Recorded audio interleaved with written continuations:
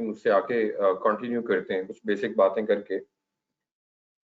तो इसमें सबसे पहले हमने बात की थी कि why this is called EC2। तो elastic compute cloud provides scalable computing capacity. The word scalable, flexible यहाँ पर जो मेंशन किया गया है उसकी वजह से इसको हम क्या बोलते हैं, इलास्टिक बोलते हैं। Scalable, scalable means you can add more instances or you can upgrade your instances of उसकी RAM, प्रोसेसर, स्टोरेज उसके साथ फर्दर जब चाहें इंक्रीज और डिक्रीज कर सकते हैं। सो कंप्यूटिंग कैपेसिटी जो है वो स्केलेबल है। कंप्यूटिंग कैपेसिटी में मैंने आपको बताया प्रोसेसर और रैम को बेसिकली डिस्कस किया जाता है, तो that is scalable, that's why we call it as elastic compute and cloud. तो ये बेसिकली AWS की स्केलेबल कंप्यूटिंग कैपेसिटी की सर्विसेज हैं। और using an EC2 it eliminates your need to invest in hardware upfront. Hardware के ऊपर आपको कोई इन्वेस्टमेंट नहीं करनी पड़ती, so you can develop and deploy application faster. तो आपको पता है कि हार्डवेयर परचेज करने का एक पूरा प्रोसेस हमने डिस्कस किया और उसके बाइंग के बाद डिलीवरी का एक लंबा चौड़ा ड्यूरेशन है, तो इन सारी चीजों से आप सेफ रहते हैं। So you can use Amazon EC2 to launch as many or few virtual servers as you need। और ना सिर्फ आप सर्वर इंस्टेंस लॉन्च कर सकते हैं, इनफैक्ट आप उनके सिक्योरिटी ग्रुप्स भी कॉन्फ़िगर कर सकते हैं, उनके ऊपर सिक्योरिटी की लेयर पुट कर सकते हैं, नेटवर्किंग को मैनेज कर सकते हैं और स्टोरेज जो है उसके साथ अटैच कर सकते हैं। तो ना सिर्फ इंस्टेंस की बात की जा रही है बल्कि इस इंस्टेंस के ऊपर पूरी नेटवर्किंग, सिक्योरिटी और स्टोरेज, ये सारी चीजें भी आपको प्रोवाइड की जाती हैं इस इंस्टेंस के साथ।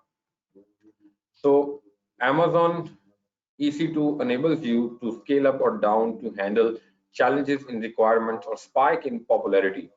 पॉपुलैरिटी जब आपकी मतलब बहुत ज्यादा आपकी ई-कॉमर्स की साइट जो है या कोई और वेबसाइट या कोई एप्लीकेशन बहुत ज्यादा पॉपुलर हो जाती है या बहुत ज्यादा स्पाइक्स आती हैं, प्रमोशन डेज आते हैं, तो उसमें डेफिनेटली आप स्केल अप और जब प्रमोशन चली जाती है आप स्केल डाउन कर सकते हैं and reducing your need to forecast the traffic.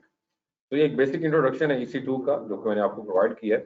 और अगर आप लोगों को याद हो लास्ट टाइम मैंने बेसिक कंप्यूटर के आपको कंपोनेंट्स बताया था, जिसमें operating system, CPU, hard drive जो कि लोकल स्टोरेज है, NIC है, फायरवॉल है और रैम है। तो इसी को हम थोड़ा सा रिप्लेस कर रहे हैं अब किसके साथ, इंस्टेंस के कंपोनेंट्स के साथ। लेकिन अब हम ऑपरेटिंग सिस्टम, CPU की टर्म्स नहीं बोल रहे होंगे। पहली चीज, यहाँ पे हम बेसिक कंप्यूटर में ऑपरेटिंग सिस्टम बोलते हैं, तो यहाँ पर हमें क्या बोलना है उसको, AMI, Amazon मशीन इमेज। दूसरी टर्म हम बेसिक कंप्यूटर के अंदर CPU बोलते हैं जो कि प्रोसेसिंग पावर होती है, ये भी प्रोसेसिंग पावर ही होती है, लेकिन यहाँ पर हम उसको बोलते हैं instance type. Third term which is local storage which is hard drive, यहाँ लोकल स्टोरेज जो उसको हम EBS बोलते हैं, इलास्टिक ब्लॉक स्टोरेज। और फोर्थ के अंदर यहाँ पर आपके पास NIC होता है, यहाँ पे IP एड्रेसिंग होती है फॉर द इंटरनेट एक्सेस। और यहाँ पे फायरवॉल की टर्म में हमारे पास क्या है, सिक्योरिटी ग्रुप्स हैं, और रैम की जगह पर हमारे पास क्या है, रैम ही है। ठीक है, तो दीज आर द कंपोनेंट्स। ये एक EC2 के क्या है, कंपोनेंट्स हैं जिसको हम वन बाय वन अभी डिस्कस करने जा रहे हैं। तो सबसे पहले हम बात करेंगे थोड़ी सी इंस्टेंस टाइप की और फिर हम बात करेंगे AMI की। ठीक है, तो अगर मैं बात करूं सबसे पहले इंस्टेंस टाइप की, तो इंस्टेंस टाइप जो है हमारे पास काफी ज्यादा है। यहाँ पर जब हम बात करते हैं EC2 की, तो सबसे पहले आता है हमारे pass on demand instances. On demand instances ये बेसिकली प्रेफरेबल होते हैं शॉर्ट वर्कलोड्स के अंदर और प्रेडिक्टेबल प्राइसिंग के ऊपर। शॉर्ट वर्कलोड से मुराद क्या है कि जहां आपको थोड़े टाइम के लिए आपके ऊपर वर्कलोड है, तो आप ऑन डिमांड इंस्टांसेस जो है वो लॉन्च कर सकते हैं, क्योंकि सबसे कॉस्टली हुआ करते हैं ऑन डिमांड इंस्टांसेस। तो ऑन डिमांड मतलब जरूरत पड़ी है, कुछ वर्कलोड ज्यादा हो गया है, आप इंस्टेंटली कुछ इंस्टेंस लॉन्च कर लेते हैं ऑन डिमांड, और काम खत्म होने पर, लोड कम होने पर आप इनको टर्मिनेट कर देते हैं। और जहां पर आपके पास प्राइस क्यों प्रेडिक्टेबल हो।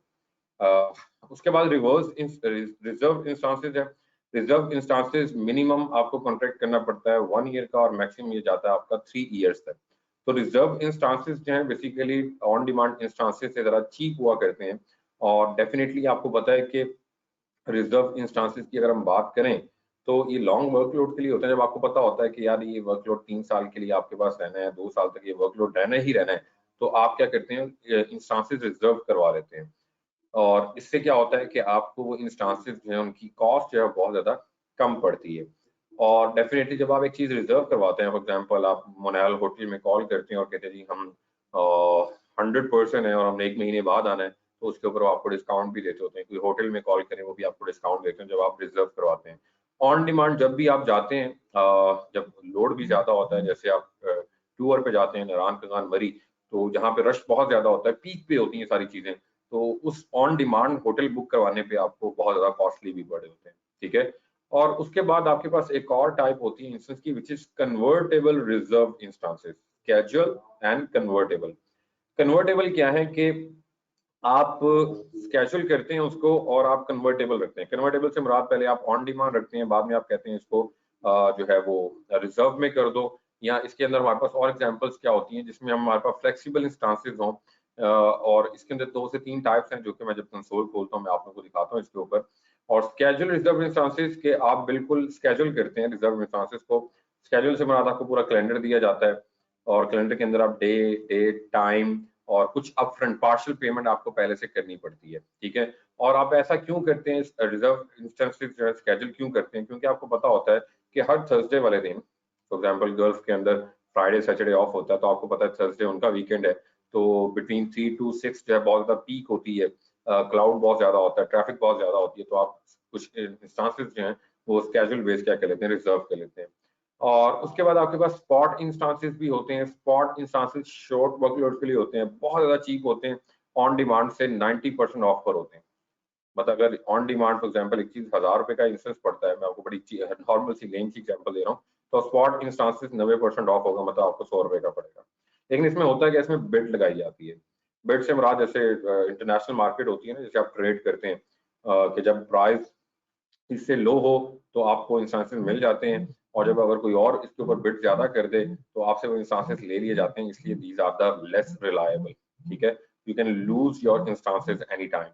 और इसलिए यह कि आपने कोई एनालिटिक्स कोई रिपोर्ट्स जनरेट करवानी हो, हैवी वर्कलोड्स हो, तो आप इमीडिएटली वो रिजल्ट्स जनरेट करके उनको स्टोर कर लेते हैं कहीं पे, और बाद में अपना काम चला लेते हैं। और उसके बाद डेडिकेटेड इंस्टांसेस हैं, और डेडिकेटेड इंस्टांसेस में ऑब्वियसली यहाँ वर्ड लिखा हुआ है dedicated, so that means this is dedicated to you, लेकिन बात हो रही है इंस्टेंस की, एक इंस्टेंस की बात हो रही है। that means no other customer will share your hardware। लेकिन डेडिकेटेड होस्ट जो है book the entire physical server, पूरा फिजिकल सर्वर आप इसके अंदर डेडिकेट करते हैं, और इसके अंदर एक इंस्टेंस जो है वो आपके लिए डेडिकेट हो जाता है। एंड कंट्रोल इंस्टेंस प्लेसमेंट, उसके अंदर आप इंस्टेंस की प्लेसमेंट उसको भी कंट्रोल करते हैं। प्लेसमेंट से क्या मुराद है बिल्कुल अभी कुछ टाइम के अंदर हम इसको डिस्कस करेंगे। तो these are the instances types हैं। डिपेंड करता है आपका वर्कलोड क्या है, आपका प्लान क्या है, लॉन्ग टर्म प्लान है, शॉर्ट टर्म प्लान है, और प्रेडिक्टेबल प्लान है कि आपको पता है कि आने वाले महीनों में, अगले 3 महीनों में बहुत ज्यादा जरूरत होगी, तो आप उनको स्केड्यूल की तरफ आ जाते हैं। और अगर इंस्टेंटली इमीडिएटली आपको एक इंस्टेंस चाहिए तो वो आपका ऑन डिमांड इंस्टेंस होता है। तो जब भी अभी तक मैंने आपको एक इंस्टेंस लॉन्च करके दिखाया ना, फॉर एग्जाम्पल मैं EC2 की कंसोल पे आता हूँ, और जब भी मैंने अभी कुछ क्लिक्स करके एक इंस्टेंस लॉन्च किया ना, ये हमेशा ऑन डिमांड हुआ करता है। क्या कह रहा हूँ मैं ये कह रहा हूँ कि जब भी आप एक इंस्टेंस डायरेक्टली यहाँ से आके लॉन्च करते हैं, न्यू इंस्टेंस पे क्लिक करते हैं और इंस्टेंस लॉन्च करते हैं, ये हमेशा ऑन डिमांड हुआ करता है। और अगर आप गौर से देखें यहाँ पे जो इंस्टेंस की टाइप्स हैं, यहाँ पे कहीं पे भी आपको ऑन डिमांड का वर्ड नजर नहीं आ रहा। क्यों? क्योंकि जब आप डायरेक्टली यहाँ पे क्लिक करते हैं तो वो ऑन डिमांड हुआ करता है। उसके अलावा अगर आप देखना चाहें कि सर इनको, क्योंकि मैं बाकी किसी को लॉन्च नहीं करूंगा, ना तो हम डेडिकेटेड होस्ट लॉन्च करेंगे ना स्केड्यूल करेंगे, क्योंकि इनके ऊपर आपको पेनल्टी पड़ती है, बिलिंग पड़ती है, तो एहतियात कीजिएगा कोई भी इंस्टेंस आपने लॉन्च नहीं करना। फॉर एग्जांपल मैं रिजर्व इंस्टांसेस की तरफ जाता हूँ, तो आप कहते हैं कि जी मेरे लिए जो है ना रिजर्व इंस्टेंस जो है मुझे चाहिए, परचेज रिजर्व इंस्टेंस पे क्लिक करते हैं, तो उसमें आप प्लेटफॉर्म चूज करते हैं, और ऑफरिंग क्लास और टाइप चूज करते हैं, इंस्टेंस टाइप, और कॉन्ट्रैक्ट जो आप करते हैं terms 1 to 12 month, 12 month to 16 months, मैंने कहा था 1 महीना मिनिमम और मैक्सिमम 3 महीने। ठीक है। और पेमेंट ऑप्शन जो है वो no upfront, partial upfront, all upfront, मतलब कुछ पेमेंट नहीं करनी शुरू में आपने, या कुछ पार्शियल पेमेंट करनी है शुरू में, या सारी की सारी आपने पेमेंट पहले से कर देनी है। तो ये जो रिजर्व इंस्टांसेस हैं इनके ऊपर आपको अपफ्रंट पेमेंट जो है वो करनी पड़ती है। So that's how you can purchase reserve instances. के बाद व्यू कार्ट में आप जाते हैं और आप देखते हैं कि कितनी कॉस्ट वगैरह पड़ी और आपको पेमेंट देनी पड़ती है। तो उसके बाद अगर आप दोबारा वापस आते हैं यहाँ पर, तो फॉर एग्जांपल आप जाते हैं स्केड्यूल इंस्टांसेस की तरफ, तो स्केड्यूल इंस्टांसेस में आप कहते हैं जी परचेज द स्केड्यूल इंस्टांस, और उसके बाद यहाँ पे आप स्केड्यूल क्रिएट करते हैं, स्टार्टिंग डेट क्या होगी, टाइम क्या होगा, और अलाउ टाइम क्या होगा, कितने ड्यूरेशन के लिए होगा, डेली होगा, वीकली होगा, मंथली होगा। आप सारा स्केड्यूल यहाँ पे डिसाइड करते हैं, इंस्टेंस की टाइप चूज करते हैं, प्लेटफॉर्म चूज करते हैं, अवेलेबिलिटी जोन चूज करते हैं और उसके बाद अपनी प्राइसिंग आप देखते हैं, उसको ऐड कार्ड करते हैं। तो बेसिकली आपको कुछ अपफ्रंट पेमेंट जो है वो देनी पड़ती है, उसके बाद ये इंस्टेंस जो है वो आपके लिए क्या हो जाता है, रिजर्व हो जाता है। तो these are the number of options जो हम यहाँ पर देख सकते हैं। मुझे 1 मिनट दीजिएगा काइंडली प्लीज।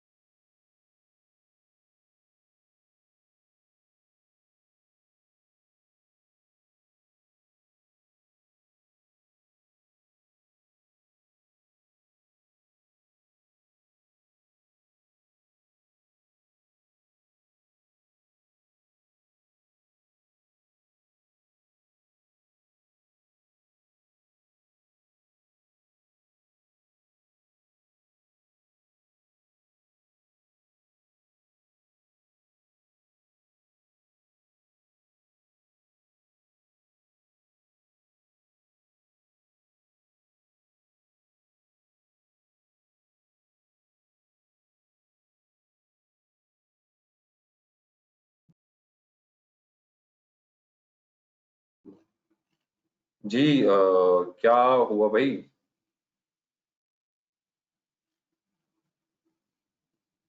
यार काइंडली मेक श्योर कीजिएगा ये इशू सबके साथ है, क्या हो गया? अस्सलाम वालेकुम सर स्पेसिफिकली अभी जब आप EC2 वगैरह का इंस्टांस बता रहे थे ना, तो आपकी स्क्रीन थोड़ी सी लेट चेंज हो रही थी। आई डोंट नो अभी वो इशू रिजॉल्व हुआ है या नहीं, अगर आप दोबारा से उसको करके देख लें। चले मैं एक दफा ना स्क्रीन स्टॉप करता हूँ, दोबारा से शेयर करता हूँ। तो अब अगर कोई हो तो काइंडली मुझे ना आप अलर्ट कर दीजिएगा, मैं देख लूंगा इसको। चलें अब जरा आप लोग अलर्ट रहिएगा, अगर कोई प्रॉब्लम होती है तो let me know, I will check. So these are the casual instances. उसके बाद डेडिकेटेड होस्ट की तरफ आप जाना चाहते हैं, बिल्कुल you can go and select the dedicated host for you, allocate dedicated host, और एलोकेट के दरमियान आप नेम टैग और वो सारी ऑप्शंस जिससे आप गुजरना चाहते हैं, इंस्टेंस टाइप चूज करते हैं, अवेलेबिलिटी जोन चूज करते हैं और ऑटो प्लेसमेंट वगैरह और बहुत सी ऑप्शंस हैं जो आप यहाँ पे सिलेक्ट करते हैं। So what we are going to do, we are not going to play with them because we are in free tier eligible limits. तो हम जो है ऑन डिमांड इंस्टांसेस जो हैं उनके साथ प्ले करेंगे, और उनके साथ प्ले करते हुए right now I don't have any instance. तो अब हम एक सीक्वेंस के साथ ना एक इंस्टेंस लॉन्च करने जा रहे हैं और step by step her option को हम देखने जा रहे हैं, क्योंकि एक इंस्टेंस लॉन्च करने के लिए you need to pass through 7 steps. 7 steps हैं जिनसे आपको गुजरना पड़ता, ठीक है? तो वन बाय वन मैं हर स्टेप से गुजरूंगा और आप लोगों ने केयरफुली जो है इन चीजों को समझना है और अंडरस्टैंड करना है। तो सबसे पहले वो हमसे पूछता है EMI का, चूज एन EMI। अब EMI मैंने बोला था आप लोगों को कि नॉर्मली इनको ऑपरेटिंग सिस्टम भी बोलते हैं, ठीक है? लेकिन यहाँ पर अमेज़न की टर्म में इसको हम EMI बोलते हैं, Amazon machine image. Basically it's a template that contains software configurations, और सॉफ्टवेयर कॉन्फ़िगरेशन मुराद आपके ऑपरेटिंग सिस्टम, आपका application server, applications required to launch your instance, कि वो इंस्टेंस लॉन्च करने के लिए क्या-क्या चीजों की जरूरत है, ये ऑटोमेटिकली एक पूरा उसका एक टेम्पलेट हुआ करता है। So you can select an AMI provided by AWS or user community or AWS marketplace, or you can select your own AMIs. तो 2 से 3 ऑप्शन उसने बता दी सर। अब ये क्या है कि कम्युनिटी में चले जाओ या मार्केट प्लेस से भी चूज कर सकते हो, या तुम अपनी EMI भी यूज कर सकते हो। जी बिल्कुल, हमारे पास नंबर ऑफ ऑप्शंस हैं यहाँ पर। अब चूंकि पहला स्टेप है EMI का, तो मैं EMI को थोड़ा डिटेल में एक्सप्लेन करने जा रहा हूँ, उसके बाद we will go toward second step. So be careful, EMI बहुत इंपॉर्टेंट है, इसको समझना। और अभी we are in free tier eligibility.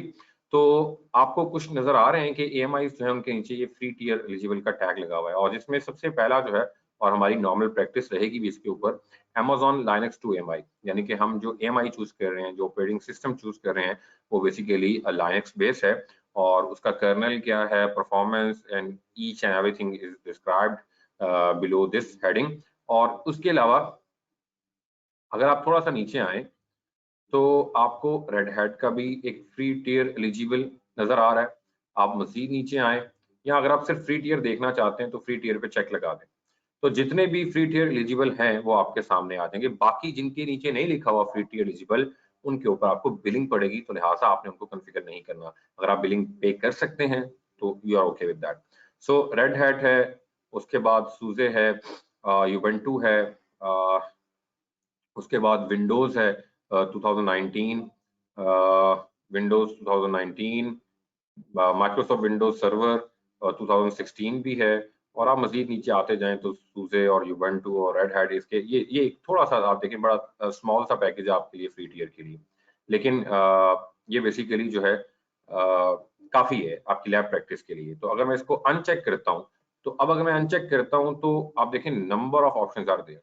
इसमें मैक का ऑपरेटिंग सिस्टम भी है, सूजे यूवेंटू कुछ पेड है और कुछ जो है वो फ्री हैं। तो ये आपको नंबर ऑफ ऑप्शंस यहाँ पे नजर आ रही हैं। तो हम क्या करेंगे, हम दो चीजों के साथ प्ले करेंगे। फर्स्ट अटेम्प्ट में हम ज्यादा प्रैक्टिस हमारी लाइनक्स बेस्ड इंस्टेंस की रहेगी, लेकिन मैं इतना जरूर बता दूंगा कि विंडोज इंस्टेंस जो है वो कैसे आप लॉन्च कर सकते हैं और उसको आरडीपी कैसे कर सकते हैं। तो पहली चीज एएमआई को चूज करना है। अच्छा, ये तो था जो आपकी अभी के लिए जो क्विक स्टार्ट के अंदर आपको आ रहा है ना, ये वो हैं जो अमेज़न आपको प्रोवाइड करता है। अमेज़न मशीन इमेज जो है, ये जो एडब्ल्यूएस के प्रोवाइडेड करता है। एक ऑप्शन है यहाँ पे आपके पास एडब्ल्यूएस मार्केट प्लेस की। मार्केट प्लेस बेसिकली वो जगह है जहां पर आपको हर तरह के वेंडर्स की ईएमआईज मिलेंगी। फॉर एग्जांपल सिस्को को मेरा ख्याल बहुत से लोग जानते हैं पर्सनली, तो मैं सिस्को को सर्च करता हूँ यहाँ पर। तो यू गाइस कैन सी कि यहाँ पर आपके पास सिस्को की ईएमआईज भी मौजूद है, जो एएसए है और एएसए भी स्टैंडर्ड पैकेज है। और अगर आप मजीद नीचे आते जाएं तो सिस्को मेराकी की आपके पास ऑप्शन है, और सिस्को 1000V की आपके पास ऑप्शन है। और इसके अलावा और भी आपको यहाँ पर फायर पावर मैनेजमेंट सेंटर और नेक्स्ट जनरेशन फायर पावर और वी एच क्लाउड राउटर और सीएसआर और number of options are there. तो अगर आप ये यहाँ पर आपको कंट्रोलर भी बेसिकली मिलेगा क्लाउड के ऊपर आपका, जो कि WLC होता है, वायरलेस लैन कंट्रोलर, जो कि 9800 सीरीज का आपके पास कंट्रोलर भी मौजूद है। तो आप चाहें तो कंट्रोलर कॉन्फ़िगर कर लें, लेकिन obviously they are not free tier eligible, so we are not going to select any of them. हाँ, अगर आप सिलेक्ट करना चाहते हैं, बिलिंग कोई अपनी बेस्ट प्रैक्टिस करना चाहता है, तो उसकी अपनी मर्जी है। तो this is the AWS market place. अभी मैंने सिस्को को सर्च किया है। डोंट फॉरगेट कि यहाँ पर आपको हर तरह के मिले। माइक्रोसॉफ्ट विंडोज सर्वर है, अमेज़न लाइनक्स है और सेंटोस है, वर्डप्रेस सर्टिफाइड है, और इसके अलावा Windows open VPN access server और Debian, number of options are there. उसके बाद है कम्युनिटी ईएमआईज। तो कम्युनिटी के अंदर भी आपको डिफरेंट जो है वो वेंडर्स मिलेंगे और डिफरेंट ईएमआईज मिलेंगी, लेकिन कोई भी आपको फ्री टियर यहाँ पर एलिजिबल नजर नहीं आएगा। इसके अंदर आपके पास नंबर ऑफ ऑप्शंस ज्यादा होती हैं कम्युनिटी के अंदर, ठीक है। तो otherwise you can create your on EMIs. तो अभी हमने तो कोई नहीं क्रिएट की हुई, आप चाहें तो अपनी एक ईएमआई क्रिएट करके आप उसको मार्केट प्लेस के अंदर सेल भी कर सकते हैं। लेकिन डेफिनेटली अगर आपके पास, जी सारी पेड हैं, सारी ही पेड हैं। आपको जो फ्री टियर में मिलेगी वो क्विक स्टार्ट में आप आते हैं और फ्री टियर पे क्लिक करते हैं, तो यहाँ पे आपको कुछ फ्री टियर्स के ऑप्शंस जो हैं वो आपके पास हैं। और बेस्ट प्रैक्टिस के लिए दीज आर सफिशिएंट, बहुत हैं, काफी हैं।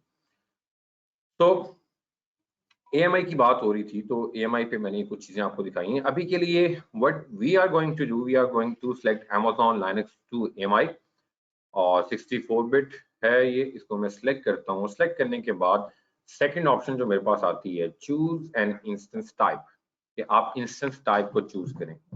अब इंस्टेंस टाइप डेफिनेटली यहाँ पर जो फ्री टियर एलिजिबल है वो आपको T2 माइक्रो नजर आ रहा है।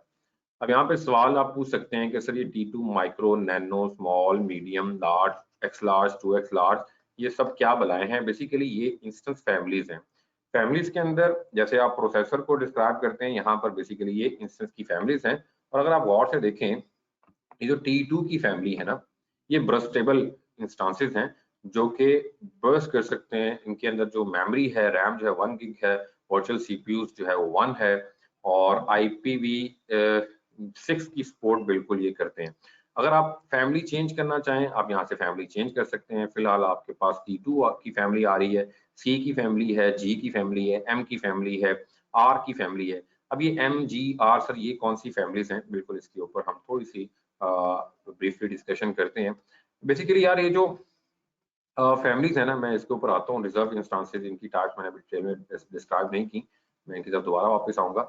तो ये जो फैमिलीज है ना, इसमें कुछ जो है वो जनरल पर्पस हैं, कुछ कंप्यूट ऑप्टिमाइज्ड हैं, कुछ मेमोरी ऑप्टिमाइज्ड हैं और कुछ स्टोरेज ऑप्टिमाइज्ड हैं। अब ये डिपेंड करता है आपकी एप्लीकेशन के ऊपर कि एप्लीकेशन को क्या रिक्वायर्ड है।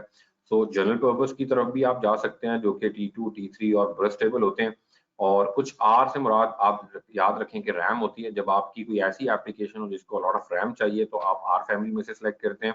अगर आपके पास कोई बहुत ज्यादा प्रोसेसिंग इंटेंसिव काम है, कंप्यूट से रिलेटेड है, तो आप सी फैमिली की तरफ जाते हैं। और अगर कोई एप्लीकेशन दैट आर बैलेंस्ड, मतलब बैलेंस है, तो फिर आप जनरल पर्पस की तरफ जाते हैं। और आई है तो जिसमें आपको इनपुट आउटपुट ऑपरेशंस जो हैं, जैसे कि डेटाबेस के अंदर आपको रीड राइट बहुत ज्यादा करना पड़ता है, तो आई फैमिली की तरफ जाते हैं। और जहां पर आपको ग्राफिकल काम बहुत ज्यादा चाहिए होता है, तो वहां पर आप, जैसे वीडियो रेंडरिंग, मशीन लर्निंग है, तो वहां पर आप जी फैमिली की तरफ जाते हैं। और T2, T3 जो है ये ब्रश टेबल होते हैं। और अनलिमिटेड ब्रश भी होती है कुछ की, अप टू कैपेसिटी तक ब्रश टेबल भी होते हैं। तो ये डिफरेंट हमारे पास क्या है, इंस्टेंस की फैमिलीज हैं, जो हम यहाँ से क्या कर रहे होते हैं, चूज कर रहे होते हैं। So it depends what is your application and what is the requirement of the applications.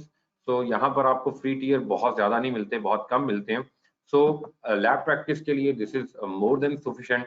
इसमें हमारे पास 1 GB रैम है और वर्चुअल सीपीयू जो है वो भी एक है। लेकिन अगर आप बाकी देखना चाहें कि सर हमें कुछ और भी तो दिखाएं, कि अगर मैं जाता हूँ एम की तरफ, जो मेमोरी ऑप्टिमाइज मुझे चाहिए, फॉर एग्जांपल मैं जाता हूँ M6GD, इसके ऊपर जाता हूँ। तो M6GD अगर आप देखें तो मुझे इस पे किसी के ऊपर भी क्लिक करना भी अलाउ नहीं है, क्योंकि मैं फ्री टियर अकाउंट के अंदर हूँ। तो यहाँ पर अगर आप देखें रैम, तो रैम आपकी अप टू 256 GB तक जा रही है, ठीक है। और वर्चुअल सीपीयू जो है वो 64 तक जा रहे हैं। और अगर आप मजीद देखना चाहते हैं, फॉर एग्जाम्पल आप सी फैमिली की तरफ जाना चाहते हैं, फॉर एग्जाम्पल C6GN, तो इसके अंदर आप देखें तो वर्चुअल सीपीयू जो है वो आपको मिल रहे हैं 64 तक, ठीक है। और रैम मिल रही है 128 तक। और network performance up to 100 gigabit. और अगर आप देखें तो ऊपर से नीचे आते जाएं तो आपकी नेटवर्क परफॉर्मेंस जो है वो इंक्रीज होती जा रही है, आपकी रैम जो है वो इंक्रीज होती जा रही है, वर्चुअल सीपीयू जो है वो इंक्रीज होते जा रहे हैं। तो ये भी अपनी सी की भी अपनी ही फैमिलीज हैं, आर की अपनी फैमिलीज हैं। तो इस तरीके से ये बेसिकली क्या है, इंस्टेंस की फैमिलीज हैं जो यहाँ पे आप चूज करते हैं। सो हम जो है वो फ्री टियर के साथ प्ले करेंगे, तो ऑल द इंस्टेंसेस में आप जाते हैं, तो we will always play with the T2 micro because this is free tier eligible, ठीक है। इससे पहले हम बात कर रहे थे इंस्टेंस टाइप्स की। तो इंस्टेंस टाइप के अंदर मैंने आपको कॉन्फ़िगरेशंस के पॉइंट ऑफ व्यू से तो कुछ चीजें दिखाई, लेकिन थोड़ा सा डिटेल में अगर आप डिस्कस करना चाहें तो बिल्कुल कर सकते हैं, if you are not okay with that. तो ऑन डिमांड की जब मैंने बात की, तो ऑन डिमांड में मैंने कहा अभी जो मैं इंस्टेंस लॉन्च कर रहा हूँ, basically this is on demand, immediately instantly मैं उसको लॉन्च करने जा रहा हूँ। सो पे फॉर व्हाट यू यूज, जो आप यूज करेंगे उसका पे करेंगे।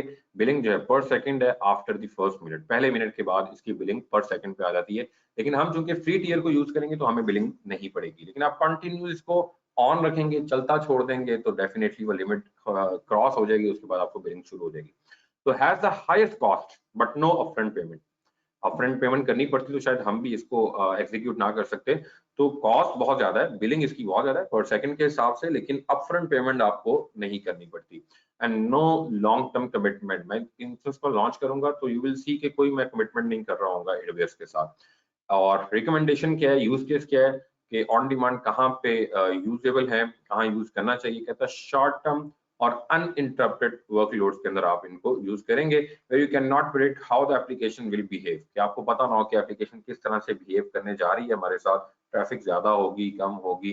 तो वहां पर आप बेसिकली ऑन डिमांड इंस्टांसेस के साथ क्या करते हैं, प्ले करते हैं। और उसके बाद आता है हमारे पास EC2 रिजर्व इंस्टांसेस। तो जो रिजर्व इंस्टांसेस हैं इनके ऊपर आपको 75% डिस्काउंट मिलता है कंपेयर टू ऑन डिमांड। मतलब ऑन डिमांड की अगर मैं एग्जांपल देता हूँ ऐसे ही नॉर्मली, तो चले अगर $1000 USD है, $1000 USD, 75% अगर आप इसमें से डिस्काउंट करेंगे तो डेफिनेटली आपको 25% पे करना पड़ेगा ऑन डिमांड की प्राइस है। इसका मतलब है सिर्फ 20 5 USD जो है 250 USD जो है वो आपको इसकी पे करना पड़ेगा। इसका अप टू 75% डिस्काउंट है किसके ऊपर, रिजर्व इंस्टांसेस के ऊपर।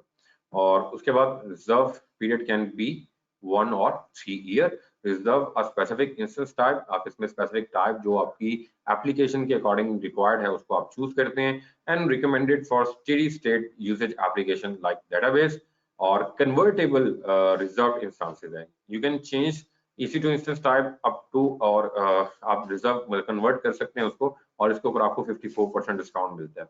और कैजुअल रिजर्व इंस्टांसेस की तरफ जाते हैं, launch with in time window you reserve. जो टाइम विंडो आप, जैसे मैं सेलेक्ट कर रहा था कैलेंडर के ऊपर, जो टाइम विंडो आप सेलेक्ट करेंगे उसके ऊपर इसको रिजर्व कर दिया जाएगा। When you require a fraction of day, मतलब आप जब आपको मैंने दिखाया था आपको डे वीक मंथ तीनों की ऑप्शन थी, डे में किसी फ्रैक्शन में चाहिए, वीक के किसी फ्रैक्शन में चाहिए, मंथ के किसी फ्रैक्शन में चाहिए, तो आप बिल्कुल उसको क्या कर सकते हैं, रिजर्व कर सकते हैं।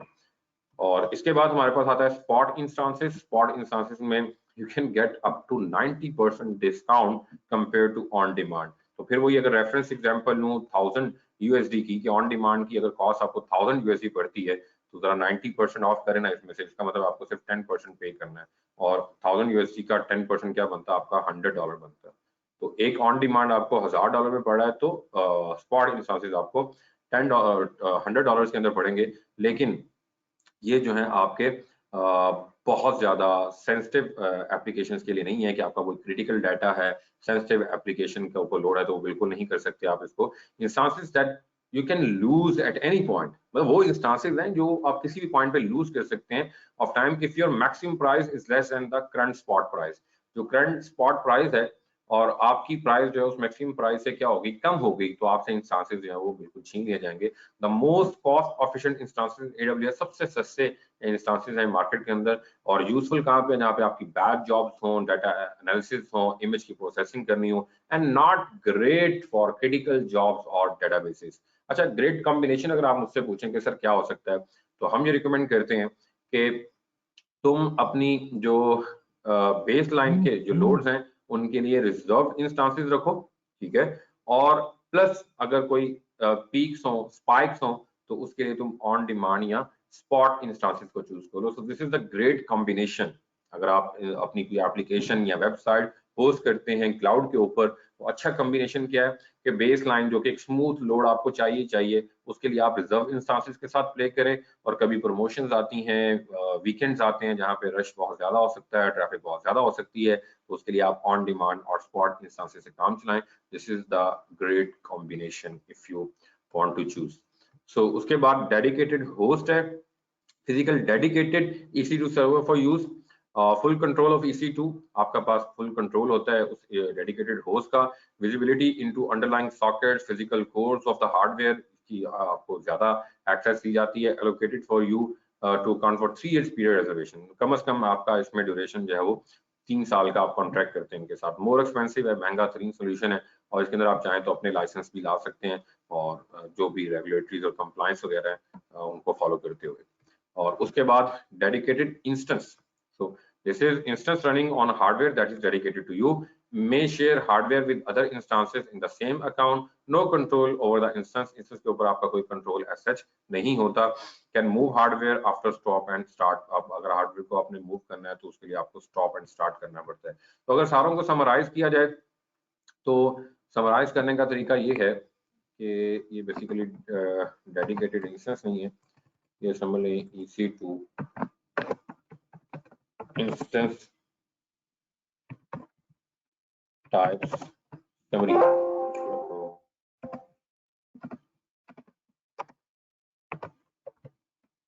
तो अगर आप एक एनालॉजी के थ्रू इसको अंडरस्टैंड करना चाहें, तो एक रेजोर्ट की एग्जांपल है, एक रिजॉर्ट है, एक होटल है, और थोड़ा इसको अंडरस्टैंड करना चाहें तो ऑन डिमांड का मतलब क्या है कि घूमते फिरते अचानक आपको जरूरत पड़ी कि यार लोगों की तबीयत खराब हो रही है, कहीं स्टे कर लें, तो आप रेजॉर्ट पे जाते हैं जो आपके नियरेस्ट आपके रास्ते में पड़ा है। तो coming and staying in resort whenever we like we pay the full price. जब हमें हमारा दिल करे या रास्ते में मजबूरी बन गई, हमें एकदम रुकना पड़ जाता है, सो वी नीड टू पे द फुल प्राइस। हमें एकदम में सारी प्राइस जो है, मतलब मैं एक दिन स्टे करता हूँ, स्टे करने के बाद में सारी प्राइस उनको पे करनी है। कुछ होटल्स जो है वो एडवांस में आपसे पेमेंट ले लेते हैं। तो this is a classical example of on demand. Reserve की तरफ आए, like planning ahead, if we plan to stay for a long time, we may get a good discount. Definitely जब आप रिजर्व करते हैं, आप कहते हैं जी हमारा मतलब कोई प्लान है, कोई पार्टी का प्लान है, कोई शादी है और हमें इस होटल में स्टे करना है एंड वी आर 100 पीपल, तो हमारी तादाद भी ज्यादा है, तो हमें आपसे डिस्काउंट चाहिए और 1 महीना पहले बुकिंग करवा रहे हैं, तो वो आपको अच्छा खासा इसके ऊपर डिस्काउंट देता है। तो एक प्रोडक्ट आप एक खरीदते हैं, एक प्रोडक्ट जो है वो आप 100 की फिगर में खरीदते हैं, तो डेफिनेटली बल्क के अंदर आपको हमेशा से डिस्काउंट मिलता है और एडवांस बुकिंग में। And spot instances, the hotel allows people to bid for the empty rooms. ये होटल कहता है कि 10 रूम खाली हैं, ठीक है, और आने वाले खरीदने वाले चाहने वाले बहुत ज्यादा हैं, तो कहता है 10 रूम खाली हैं, लगाओ बिड, लगाओ बोली लगाओ। तो सारे जो है बोली लगाते हैं और जो हाईएस्ट बिडर जो है उसको रूम मिल जाते हैं। तो you can gate kicked out at any time. For example in 10 room में से 1-2 रूम में कोई बंदा पहले से रह रहा है, तो कहते हैं चलो भाई फारिग, इसकी बुकिंग हो चुकी है, तुम कम पैसे दे रहे थे, अब ज्यादा पैसे वाला हमें मिल रहा है, तो तुम यहाँ से निकल जाओ प्लीज। तो उसके बाद आपके पास डेडिकेटेड होस्ट है, फिर जी हमने तो पूरा होटल ही खरीदना है, रिजर्व करना है, so we book an entire building of the resort. तो ये एक एनालॉजी थी अंडरस्टैंड करने के लिए, if you people okay with that. तो मैं थोड़ा सा फास्ट ट्रैक पे अब चल रहा हूँ क्योंकि हमने टाइम को भी मैनेज करना है और चीजों को भी देखना है। तो अभी तक मैंने जो बात की है वो इंस्टेंस टाइप्स की बात की, उसको डिटेल में डिस्कस किया, एएमआई की बात की, और एएमआई के ऊपर मजीद बातें करूंगा, लेकिन अभी हमें एक इंस्टेंस जो एक दफा लॉन्च करके देखना है, तो लिहाजा पहले हमने एएमआई चूज की और उसके बाद हमने इंस्टेंस टाइप जो है उसको सिलेक्ट किया। We are okay with the T2 micro and then we will go to third step, और थर्ड स्टेप के लिए मैं करूंगा next configure instance details. So यहाँ पर we are not going to explore all the details right now. हम अभी discuss करते हैं कि नंबर ऑफ इंस्टांसेस कितने चाहिए। फॉर एग्जांपल हमें एक ही चाहिए, अभी एक से ज्यादा ना कीजिएगा, मैं साथ साथ करवाऊंगा 2-3 इंस्टांसेस लॉन्च आपसे, लेकिन अभी के लिए आप एक ही रखिएगा। लिमिट क्रॉस नहीं करनी आप लोगों ने कि आप एकदम 10 करें, 10 इंस्टेंस लॉन्च कर दो, देखूं कैसे होते हैं। 10 जैसे एक होता है वैसे 10 होते हैं, तो बिलिंग से बचा रहा हूं मैं आप लोगों को। आप लोगों ने फिलहाल एक इंस्टेंस लॉन्च करके देखना है। और परचेजिंग ऑप्शन देखें, यहाँ से आप स्पॉट इंस्टांसेस की रिक्वेस्ट कर सकते हैं, ठीक है। और नेटवर्क के अंदर we are going with the default VPC, जो कि मैंने आप लोगों को पहले ही बताया था। और सबनेट हम कहते हैं तुम्हारी मर्जी है, जहां जिस मर्जी सबनेट में भी रख दो। ऑटो साइन पब्लिक आईपी, हाँ जब भी ये इंस्टेंस लॉन्च हो तो इसको एक पब्लिक आईपी असाइन कर देना, ताकि मैं इसको दुनिया के किसी भी कॉर्नर से एसएसएच कर सकूं, इसको एक्सेस कर सकूं। तो this option should be enable. हाँ कोई चाहे अगर वो प्राइवेट इंस्टेंस रखना चाहता है, इसको इंटरनेट से एक्सेस नहीं करना चाहता, तो इसको डिसेबल कर सकता है, ठीक है। लेकिन अनेबल होना जरूरी है अगर आप पब्लिकली इसको एक्सेस करना चाहते हैं अपनी मशीन से।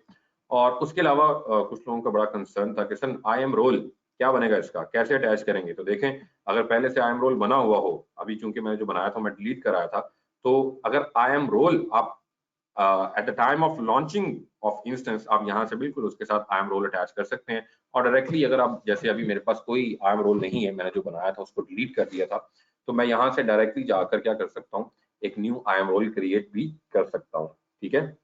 तो अभी के लिए सिर्फ मैंने बताया है, हम इसकी हैंड्स ऑन प्रैक्टिस करेंगे, मैंने कहा वीपीसी के सेक्शन के अंदर, ठीक है।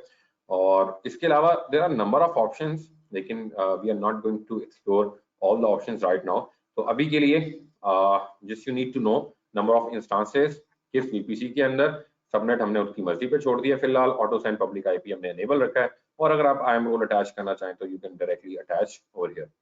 और इसके बाद आप क्या करते हैं, आप नेक्स्ट करते हैं, and this is all about the storage. जरा स्टोरेज को गौर से सुनिएगा। ऐड स्टोरेज, यार ये मेरी मशीन है ना, लैपटॉप है मेरा, तो एक इसके अंदर होती है लोकल स्टोरेज। लोकल स्टोरेज जो मेरी वो है हार्ड हार्ड ड्राइव है या एसएसडी है, तो बेसिकली लोकल स्टोरेज होती है जो इसके अंदर मदरबोर्ड के ऊपर होती है, ठीक है। तो और ये वो स्टोरेज है जहां पे मेरा ऑपरेटिंग सिस्टम होता है, राइट। अभी मैं क्या कर रहा हूँ, मैं एक इंस्टेंस लॉन्च कर रहा हूँ। अब ये जो इंस्टेंस है, इसकी भी तो लोकल स्टोरेज होनी चाहिए ना, जहां पे इसकी क्या हो, एएमआई हो, इसका ऑपरेटिंग सिस्टम हो। तो बेसिकली ये जो रूट वॉल्यूम है, ये वो वॉल्यूम है जहां पे इसका क्या होगा, एएमआई होगी, जहां इसका ऑपरेटिंग सिस्टम होगा। और इसकी फ्री टियर एलिजिबल की लिमिट जो है इसके अंदर वो क्या है, 8 GB है। हाँ you can extend this one, but उसके ऊपर आपको बिलिंग पड़ेगी, लिहाजा आपने काम नहीं करना। आप कहते हैं जी 20 हो जाए, ठीक है, हो जाएगी, कर देगा वो, लेकिन इसको बिलिंग पड़ेगी, तो लिहाजा आपने कितनी रखनी है, इसको 8 GB पे ही रखना है, ठीक है। दूसरा वॉल्यूम की टाइप्स भी होती हैं, आपको पता है जनरल पर्पस एसएसडी है और प्रोविजन आईओप्स एसएसडी है, input output operation per second, और मैग्नेटिक स्टैंडर्ड भी है हमारे पास। तो you can select any of your choice, लेकिन अभी के लिए मैं इनके साथ प्ले नहीं कर रहा। और आईओप्स जो है input output operation per second, जो कि ब्रस्टेबल है इस वॉल्यूम टाइप के साथ, कहां तक 3000 आईओएफ्स, यानी कि बेस लाइन इसकी 3 आईओएफ्स की है per GB 3 IOPS with a minimum of 100 IOPS और ब्रस्टेबल अप टू 3000 आईओएफ्स, यानी कि 3000 इनपुट आउटपुट के ऑपरेशन पर सेकंड हो सकते हैं इस वॉल्यूम के ऊपर। और बड़ी इंपॉर्टेंट चीज जो है वो यहाँ पे अगर आप देखें तो डिलीट ऑन टर्मिनेशन जो इसके ऊपर टिक लगा हुआ है, इसका क्या मतलब है? इसका मतलब है अगर आपने ये EC2 इंस्टेंस जो भी आप लॉन्च करने जा रहे हैं, इसको आप बाद में क्या करते हैं, टर्मिनेट करते हैं। द मोमेंट आप ये इंस्टेंस जो है इसको टर्मिनेट करेंगे तो डेफिनेटली तो लोकल स्टोरेज है ना, ये भी इसके साथ क्या हो जाएगी, टर्मिनेट हो जाएगी। हाँ, अगर आप चाहते हैं कि इंस्टेंस टर्मिनेट हो जाए लेकिन जो लोकल स्टोरेज है उसको तुम मेरे लिए रिजर्व रखो, क्योंकि मैं बाद में एक इंस्टेंस लॉन्च करूंगा, उसके लिए मैं यही रूट वॉल्यूम यूज करना चाहता हूं, तो आप इसको क्या कर सकते हैं, बिल्कुल अनचेक कर सकते हैं। अगर आप इसको अनचेक कर देते हैं, अब अगर आप इंस्टेंस डिलीट करेंगे, टर्मिनेट करेंगे, तो ये आपका जो रूट वॉल्यूम है ये डिलीट नहीं होगा, टर्मिनेट नहीं होगा। तो मैं इसको चेक रहने देता हूँ। अच्छा, इसके बाद आप कहते हैं sir 8 GB is not sufficient, मुझे एक्स्ट्रा वॉल्यूम जो है इसके साथ अटैच करना है। जैसे आप अपनी मशीन के साथ जो है एक्सटर्नल हार्ड जो है हार्ड डिस्क वो आप अटैच कर लेते हैं फिर जब आपकी स्टोरेज कम पड़ती है। बिल्कुल आप इसके साथ वॉल्यूम्स ऐड कर सकते हैं, आप ये करेंगे नहीं, मैं आपको तरीका बता रहा हूँ। और वो जो वॉल्यूम है उसको हम एक्सटर्नल ब्लॉक स्टोरेज दोनों को ही बोलते हैं, रूट वॉल्यूम को भी और एक्सटर्नल स्टोरेज को भी, लेकिन ये एडिशनल वॉल्यूम है। तो EBS रूट वॉल्यूम भी होता है और एक्सटर्नल वॉल्यूम भी होता है। ये अब जो मैं ऐड कर रहा हूँ ना एक्सटर्नल वॉल्यूम, ठीक है। और इसके अंदर आप चाहें तो लिमिट एक्सटेंड कर सकते हैं और वही आप वॉल्यूम टाइप जो भी चूज करना चाहें, इसके ऊपर आपके पास गोल्ड एचएसडी है, थ्रूपुट ऑप्टिमाइज भी है, मैग्नेटिक स्टैंडर्ड भी है। और ये देखें बाय डिफॉल्ट इसके ऊपर जो है वो चेक नहीं लगा हुआ, क्योंकि ये क्या है, एक्सटर्नल स्टोरेज है। जिस तरह आप लैपटॉप अपना बेच देते हैं, सेल कर देते हैं, तो आप कहते हैं ये मेरी यार एक्सटर्नल हार्ड है, इसमें मेरा अपना डाटा है, कल को मैं नया लैपटॉप लूंगा तो मैं इसके साथ इसको अटैच करूंगा। तो इसी तरह यहाँ पे चेक नहीं लगा हुआ बाय डिफॉल्ट। क्यों नहीं लगा हुआ? क्योंकि आपके एक्सटर्नल स्टोरेज है।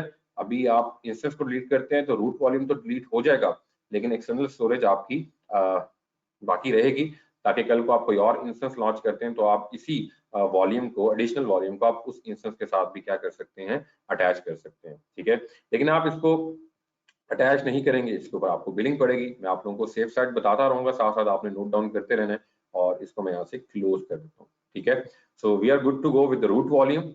और इसके बाद हम ऐड टैग्स करते हैं। Tags are always optional but these are very important, कि जब आपके पास 5-10 इंस्टांसेस हों, कोई एप्लीकेशन के तौर पर कर रहा है, कुछ कंप्यूट के तौर पर या कुछ वेब होस्टिंग सर्वर है, तो उसके लिए आप टैग यूज करते हैं ताकि आपको बिलिंग के अंदर और उनकी मैनेजमेंट के अंदर क्या रहे, आसानी रहे।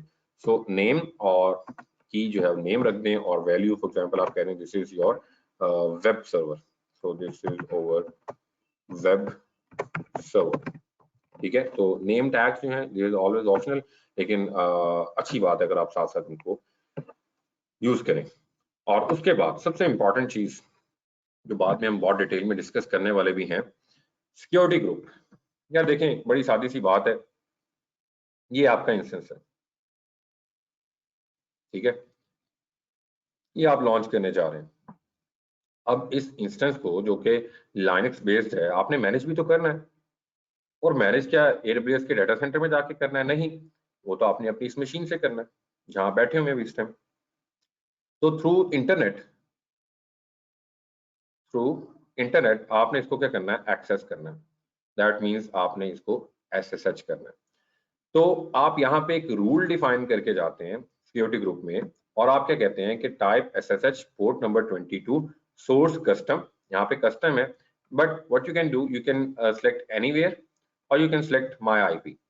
तो इसने ऑटोमेटिकली मेरा आईपी उठा लिया। इसका मतलब अब सिर्फ मैं अपनी मशीन को क्या कर रहा हूँ, अलाउ कर रहा हूँ कि मेरी ये मशीन जो मेरा पब्लिक आईपी है, याद रहे पब्लिक आईपी की बात हो रही है, इस पब्लिक आईपी को अलाउ करो कि उसको क्या कर सके, SSH कर सके, ठीक है। ये सबसे टफ सिक्योरिटी होगी, मतलब आप इसको बहुत ज्यादा सिक्योर करें।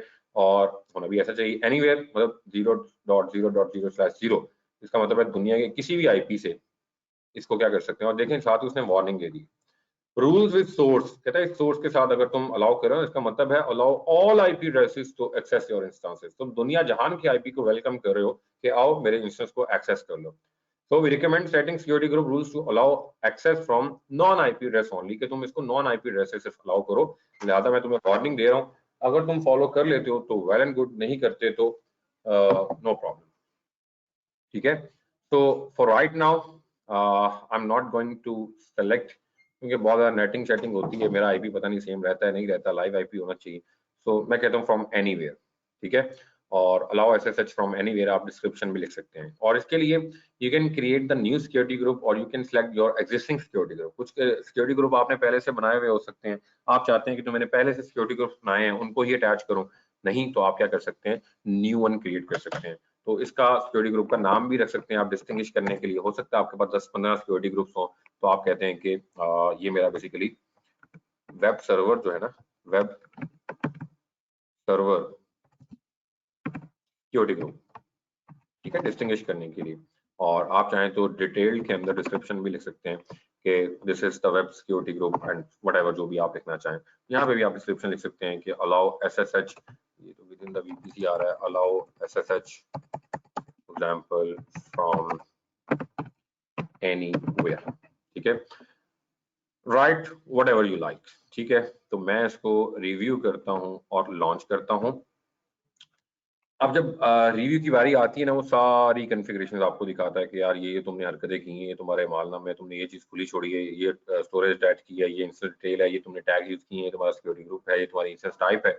ये सारी चीजें एक दफा आपको दिखाता है कि भाई ये तुम काम करने जा रहे हो। मैं कहता हूँ ठीक है, I am fine with that. उसके बाद तुम लॉन्च कर दो इसको।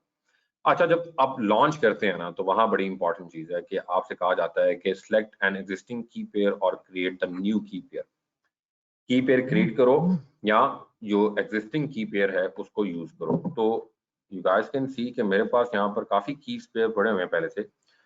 तो अब की पेयर का पर्पस क्या है, यहाँ पर यहाँ हमें थोड़ी सी बात करने की जरूरत है, क्योंकि this is very very important step. तो जब हम बात करते हैं ना यार की पेयर की, तो बेसिकली इससे पहले हमारे पास बड़ा सिंपल मैकेनिज्म हुआ करता था, और वो मैकेनिज्म हुआ करता था पासवर्ड बेस्ड ऑथेंटिकेशन का। ठीक है, वो होता था पासवर्ड बेस्ड ऑथेंटिकेशन का। अब पासवर्ड बेस्ड ऑथेंटिकेशन जो बड़ा सिंपलेस्ट फॉर्म थी, उसके अंदर हैक होने के चांसेस जो है आपको पता है बहुत ज्यादा होते हैं। ठीक है, तो जिसमें लाइनक्स सर्वर हो तो हमें एसएसएच क्लाइंट की जरूरत पड़ती है एक्सेस करने के लिए, और अगर आपका विंडोज सर्वर हो तो हम आरडीपी क्लाइंट यूज करते हैं इससे कनेक्ट करने के लिए। लेकिन डेफिनेटली जब भी आप कनेक्ट करते हैं तो आपसे कुछ क्रेडेंशियल्स पूछे जाते हैं। तो अगर प्लेन टेक्स्ट की ऑप्शन हो, एडब्ल्यूएस आपको बिल्कुल भी प्लेन टेक्स्ट की, प्लेन पासवर्ड की ऑथेंटिकेशन ऑफर ही नहीं करता। हाँ, कुछ ऐसे वेंडर्स हैं मार्केट के अंदर जो आपको की बेस्ड ऑथेंटिकेशन और प्लेन पासवर्ड ऑथेंटिकेशन दोनों ऑफर करते हैं। लेकिन हाईली रिकमेंडेशन है कि भाई कभी भी आप अपने इंस्टेंस के लिए पासवर्ड बेस्ड ऑथेंटिकेशन जो सिंपलेस्ट फॉर्म के अंदर उसको यूज ना करें, क्योंकि इसके अंदर बहुत से सर्वर्स हैं वो हैक हो जाते हैं, बहुत आसान होता है उसको हैक करना। तो बात करते हैं कि फिर की बेस्ड ऑथेंटिकेशन क्या है। जब भी आप की बेस्ड ऑथेंटिकेशन की तरफ जाते हैं ना, तो वहां पर बेसिकली आपके लिए दो स्पेशल कीज जो है वो जनरेट कर दी जाती हैं। एक आपकी पब्लिक की होती है और दूसरी आपकी प्राइवेट की होती है। ठीक है, और जो पब्लिक की है आपकी वो बेसिकली सर्वर के अंदर स्टोर हो जाती है, और जो आपकी प्राइवेट की है वो बेसिकली आपके अपने मशीन के अंदर जो है वो स्टोर हो जाती है। तो जब भी आप इसको एसएसएच करते हैं, अगर ये लाइनक्स का सर्वर है और अगर ये विंडोज बेस्ड सर्वर है, तो आप आरडीपी ये क्लाइंट जो है वो यूज करते हैं इसको एक्सेस करने के लिए, तो आपसे पासवर्ड नहीं पूछता, कहता पासवर्ड अलाउ नहीं है, you need to authenticate via the key. तो आप अपनी की देते हैं, वो आपकी इस की को अपनी पब्लिक की के साथ मैच करता है। अगर कीज मैच कर जाएं तो वो आपको ऑथेंटिकेट करके आपको इस सर्वर की एक्सेस दे देता है। ठीक है, और अगर आप की लूज कर जाते हैं तो आप कभी भी इस इंस्टेंस को एसएसएच नहीं कर सकते। तो जब वो शुरू में आपको ऑप्शन देता है कि भाई पहले की डिसाइड करो, ठीक है, और उसके बाद उसको डाउनलोड कर लो, तो वो आपने अपने पास सेव रखनी होती है। ठीक है, जैसे यहाँ से भी पढ़ लें लाइन यार, a key pair consist of public key that AWS store, public key AWS store करेगा, and the private key file that you store, private key आपके पास रहेगी। टुगेदर दोनों मिल मिला के they allow you to connect your instance securely, कि दोनों मिलेंगे तो आपको अलाउ होगा कि आप अपने इंस्टेंस को सिक्योरली एक्सेस कर सकें। For Windows AMI the private key file is required to obtain the password use. मैं जब विंडोज बेस्ड AMI सेलेक्ट करूंगा, यानी कि विंडोज सर्वर हम लॉन्च करेंगे तब मैं बताऊंगा, लेकिन लाइनक्स AMI के लिए the private key files allow you to securely SSH into your instance, क्योंकि हमारा केस अभी का ये वाला है, लाइनक्स AMI हमने चूज की थी इसको लॉन्च करते वक्त। तो private key file allow you to securely SSH into your instance, ठीक है। तो लिहाजा अब करना क्या है, हम एक न्यू की पेयर क्रिएट करते हैं, create a new key pair. और अगर आपने कभी SSH करना ही नहीं है इसको, तो proceed without a key pair, आप विदाउट की पेयर प्रोसीड कर जाते हैं, लेकिन उसको आप कभी SSH नहीं कर पाएंगे फिर। So I will say create a new key pair, और इसका आप कोई भी नाम रखते हैं की पेयर का, और की पेयर का फॉर एग्जांपल मैं नाम रख लेता हूँ, आप लोगों का 7 मई का बैच है तो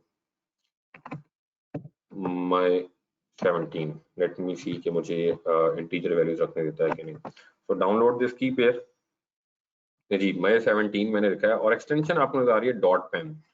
तो एक्सटेंशन की तरफ आता हूँ, डेस्कटॉप पे हम इसको क्या कर रहे हैं, रख रहे हैं इसको, ठीक है, मई 17 .pem। मैं इसको डाउनलोड कर लेता हूँ, और ये हमने की जो है वो डाउनलोड कर ली। अच्छा, अब यहाँ पे दो एक्सटेंशन हैं, एक आपको नजर आई है .pem की जो कि बाय डिफॉल्ट होती है, और एक होता है .ppk। तो अब इस इंस्टेंस को SSH करने के ना डिफरेंट टूल्स हैं हमारे पास। आप चाहें तो इसको पटी से भी, ये पटी नजर आ रहा है आपको, आप पटी से भी इसको SSH कर सकते हैं, लेकिन पटी जो है वो सिर्फ सपोर्ट करता है .ppk, .pem पटी सपोर्ट नहीं करता। सो उसमें एक पटी जेन होता है, पटी जनरेटर, आप उससे क्या करना पड़ता है, आपको .pem की कन्वर्ट करनी पड़ती है .ppk के अंदर, फिर आप पटी से इसको SSH कर सकते हैं। But I am not going to do that, I will keep the things as simple as I can do. तो मैं फिलहाल की क्रिएट करके उसको डाउनलोड कर चुका हूँ। अगर आप डाउनलोड नहीं करते हो, आपको लॉन्च भी नहीं करने देता, मतलब की जब तक क्रिएट नहीं करते आप। So I'm going to launch this instance, and this is our first instance जो कि हमने सब स्टेप से गुजरते हुए लॉन्च किया है, और अभी this is in pending state, it will be in the active running state within few minutes के अंदर, few seconds के अंदर ये basically active running state के अंदर होगा। So let it be। लेकिन मैं इस पे क्लिक करता हूँ तो you guys can see कि हमें एक पब्लिक IP जो है वो immediately assign हो चुका हुआ है, हमें प्राइवेट IP भी असाइन हो चुका हुआ है, हमें पब्लिक DNS भी असाइन हो चुका हुआ है, हमें प्राइवेट DNS जो है वो भी जो है वो असाइन हो चुका हुआ है, ठीक है। किस VPC के अंदर है, VPC ID या डिफॉल्ट VPC ID है, उसके अंदर भी हमें नजर आ रहा है। और उसके अलावा अगर आप देखें तो बहुत सी ऑप्शन है, जिसमें अगर आप यहाँ पे देखें तो इंस्टेंस टाइप T2 माइक्रो थी, IAM रोल कोई अटैच नहीं है, ठीक है, इलास्टिक IP एड्रेस कोई अटैच नहीं है, VPC ID है, सबनेट ID है, और इस तरह की डिटेल्स आपको यहाँ पर नजर आ रही है। ये सारी इस इंस्टेंस की डिटेल्स हैं जो आप यहाँ पर देख पा रहे हैं। और उसके बाद सिक्योरिटी के अंदर जाकर आप इनके वो सिक्योरिटी ग्रुप, जो वेब सर्वर सिक्योरिटी ग्रुप मैंने अटैच किया था, वो इसके साथ बिल्कुल अटैच्ड है। उसके बाद आप नेटवर्किंग में जाना चाहें, स्टोरेज देखना चाहें, स्टेटस और मॉनिटरिंग करना चाहें थ्रू क्लाउड वॉच, तो आप इस इंस्टेंस की क्या कर सकते हैं, मॉनिटरिंग भी कर सकते हैं। डिटेल्ड मॉनिटरिंग की तरफ जाएंगे तो आपको इसके ऊपर चार्ज पड़ेगा, लेकिन जो माइनर मॉनिटरिंग है जिसमें स्टेटस चेक्स और CPU की utilization, network out bytes, network in bytes, network packets कितने आए इन हुए, कितने आउट हुए, तो ये थोड़ी सी माइनर किस्म की जो मॉनिटरिंग है वो बिल्कुल आप यहाँ पे कर सकते हैं। और मॉनिटरिंग टूल जो है, मॉनिटरिंग सर्विसेज क्लाउड वॉच जो AWS प्रोवाइड करता है वो है क्लाउड वॉच। बात करेंगे इसकी, इसको इंशाल्लाह डिस्कस भी करेंगे, लैब भी करेंगे। तो क्लाउड वॉच जो है बेसिकली मॉनिटरिंग सर्विसेज हैं AWS के अंदर, जो आपके RDS के इंस्टेंसेस हो, ये सर्वर्स हैं या स्टोरेज है, लोड बैलेंसर हैं, सबके ऊपर जो है वो आप मॉनिटरिंग टूल यूज कर सकते हैं, ठीक है। सो ये कुछ मैंने ब्रीफली कुछ चीजें आपके सामने डिटेल में रखी हैं, और उसी मीनवाइल आपका इंस्टेंस की जो स्टेट है this is up and running. और आप ये डिटेल्स यहाँ भी देख सकते हैं कि बेसिकली उसने खुद ब खुद आयरलैंड के अंदर अवेलेबिलिटी जोन कौन सा चूज किया, EU West 1C, और ये आपका पब्लिक IPv4 एड्रेस है जो मैंने वहां भी दिखाया आपको, और कुछ और details, elastic IP, IPv6 monitoring disable है, सिक्योरिटी ग्रुप ये अटैच है, की name, you can find the key name over here. अगर आप भूल जाएं कि यार इस इंस्टेंस की क्या थी मैंने यहाँ पर मई 17 जो है वो आपको नजर आ रहा है यहाँ पर, और उसके बाद लॉन्च टाइम कब लॉन्च किया वो भी आपको यहाँ पर नजर आ रहा है, ठीक है। तो ये कुछ डिटेल्स हैं इंस्टांसेस की। नाउ द क्वेश्चन इज कि sir how we can SSH to our instance, हम अपने इंस्टेंस को SSH कैसे कर सकते हैं। अलार्म स्टेटस की तरफ आते हैं यार, बहुत सी चीजें हैं जो मैं हर चीज अब यहाँ पे डिस्कस नहीं कर सकता। अलार्म स्टेटस मतलब इस पे आप अलार्म जनरेट कर सकते हैं। अगर आपका इंस्टेंस जो है उसकी हेल्थ खराब होती है या वो डाउन होता है तो इसके ऊपर अलार्म्स जो है वो भी आप एक्टिवेट कर सकते हैं इन शॉर्ट।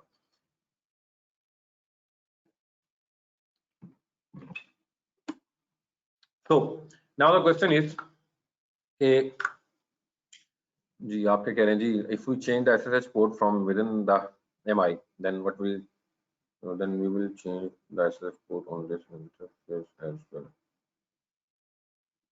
देखिए normally these are the reserved ports जो कि प्री डिफाइंड होती हैं, वेल नोन पोर्ट्स होती हैं, तो इसको आप चेंज नहीं कर सकते। हाँ अगर आप चेंज करते हैं तो डेफिनेटली आपको यहाँ से भी उसकी कॉन्फ़िगरेशंस करनी पड़ेंगी।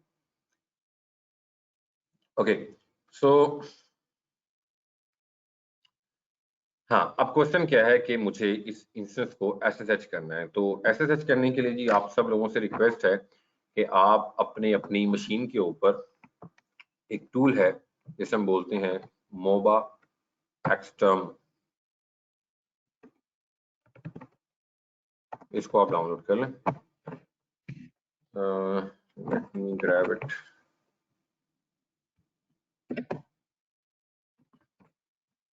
जी मोबा एक्सटर्म को आप डाउनलोड करेंगे।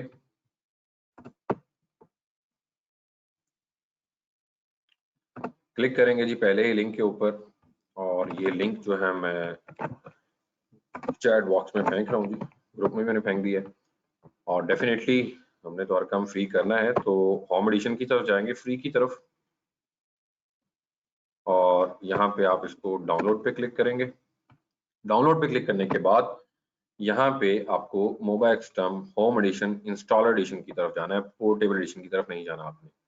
तो इस पे आप क्लिक करें, डाउनलोडिंग स्टार्ट हो जाएगी, और डाउनलोडिंग स्टार्ट होने के बाद आप इसको इंस्टॉल कर लीजिएगा। मेरी मशीन पे ऑलरेडी इंस्टॉल्ड है, so I am not going to click on that button. आप क्लिक करें और इसको डाउनलोड कर लें और उसके बाद अपनी मशीन में इंस्टॉल कर लें। एंड आफ्टर द इंस्टॉलेशन आपके डेस्कटॉप के ऊपर ये जो आइकन है, where it is MobaXterm, this one MobaXterm, ये डाउनलोड हो जाएगा। तो डबल क्लिक ऑन दैट।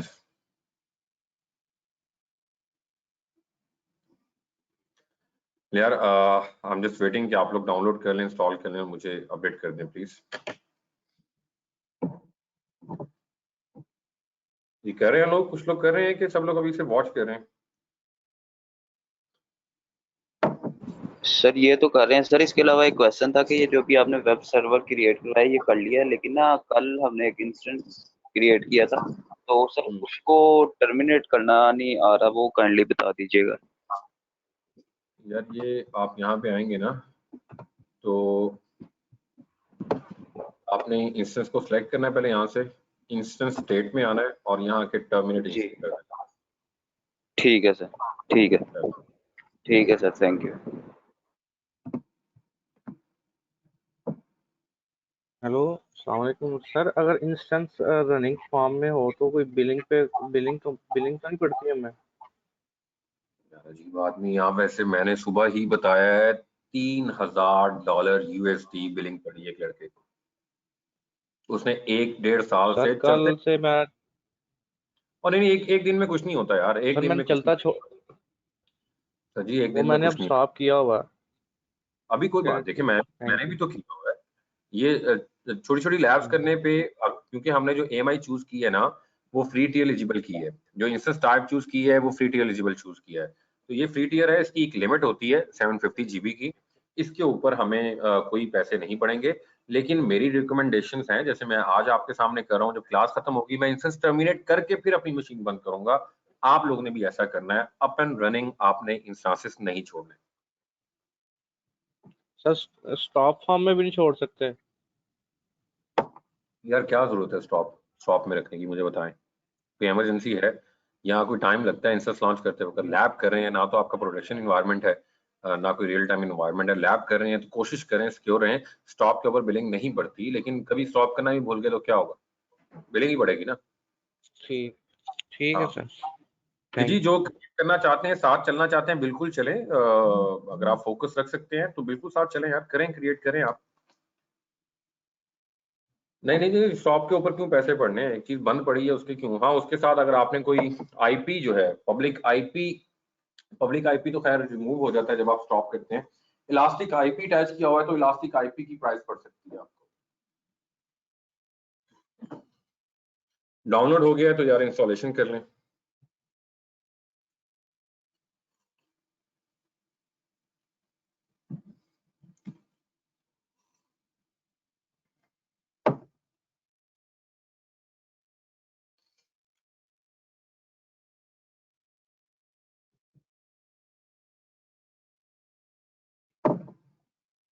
नकी भाई अभी किए हैं, पहले से हुआ हुआ है।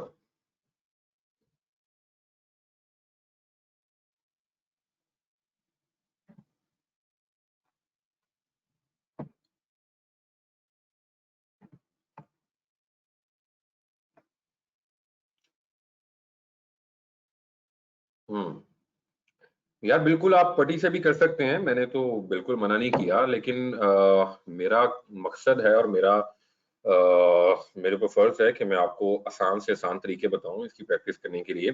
तो पुटी के अंदर मैंने आपको बताया वो .pem की एक्सटेंशन काम नहीं करती। पुटी जन के थ्रू पहले आप की कन्वर्ट करते हैं और फिर पुटी जो है this is not the user friendly for this purpose, ठीक है। तो मोबाइल एक्सटर्म बहुत फ्रेंडली है और ज्यादा ऑप्शन है इसके अंदर, ठीक है। तो फिलहाल रैप प्रैक्टिस के लिए जो मैं रिकमेंड कर रहा हूँ आप साथ चलें ताकि आपको फायदा हो। आप पुटी यूज करना चाहते हैं, आपकी प्रैक्टिस है उसके ऊपर, you can do that, I have no issue. यार देखें पुटी, हाँ ठीक है चलें, आपने तो किया होगा मुझे आइडिया है। तो जिन्होंने पुटी की है पुटी कर लें, पुटी करना आता है तो अब ये भी सीख लें यार, दो चीजें सीखने को मिल रही हैं। जिनको पुटी आता है अब ये सीख लेना ताकि दोनों के ऊपर आपको प्रैक्टिस हो।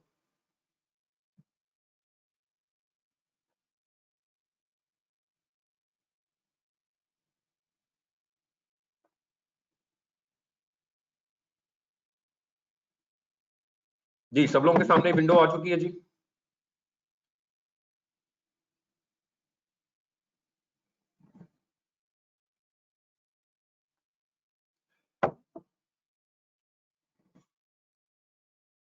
कर लें यार, कर लें, जल्दी कर लें साथ साथ।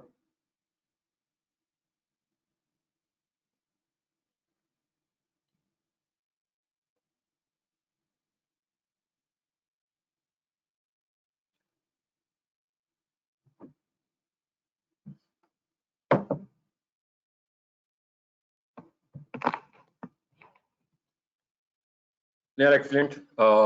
नाउ इट्स द टाइम के हम अपने इंस्टेंस को जो कि अभी अभी हमने लॉन्च किया है उसको क्या करें, एसएसएच करें। देखें इसके दो से तीन तरीके हैं।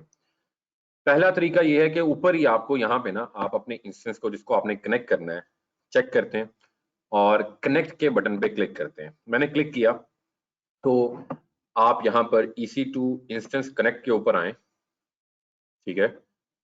EC2 इंस्टेंस कनेक्ट के ऊपर आए और स्ट्रेट फॉरवर्ड यहाँ से क्या करें, कनेक्ट का बटन प्रेस करते हैं, ठीक है। किसी टूल की जरूरत नहीं है, ना पुटी की जरूरत है, ना मोबाइल एक्सटर्म की, ना किसी और इंस्टेंस की। यूजर नेम EC2 यूजर होता है बाय डिफॉल्ट, EC2-यूजर, ये इसका पब्लिक आईपी है और ये इंस्टेंस की आईडी है, ठीक है। आप डायरेक्टली यहाँ पे कनेक्ट के बटन पे क्लिक करते हैं तो आप अपने इंस्टेंस के ऊपर क्या कर जाते हैं, कनेक्ट कर जाते हैं without any interpretation of any tool. ना कोई मोबाइल एक्सटर्म यूज किया, ना पुटी यूज किया और आप कहाँ पर आ गए, अपने इंस्टेंस पे आ गए एंड थिंग्स आर वर्किंग। मैं कमांड देता हूँ बिल्कुल दीज आर वर्किंग, ये काम कर रही है, ठीक है। एक तो ये तरीका है, ठीक है। दूसरा तरीका क्या है, जो हमने अभी टूल यूज किया है। अब अगर जो हमने टूल यूज किया है, मैं इसको क्रॉस कर देता हूँ, जो टूल यूज किया है जैसे SSH क्लाइंट की बात कर रहा है यहाँ पर, तो यहाँ पर आपको एक पूरा मेथड बताया जाता है ओपन एन SSH क्लाइंट। तो मोबाइल एक्सटर्म जो है बेसिकली वो क्या है, एक SSH क्लाइंट है, ठीक है। और फिर वो कहता है कि तुम अपनी जो इंस्टेंस की है ना may17.pem, देखो उसको पता है कि इस इंस्टेंस की है, ठीक है। तो आपने सबसे पहले कमांड रन करनी होती है।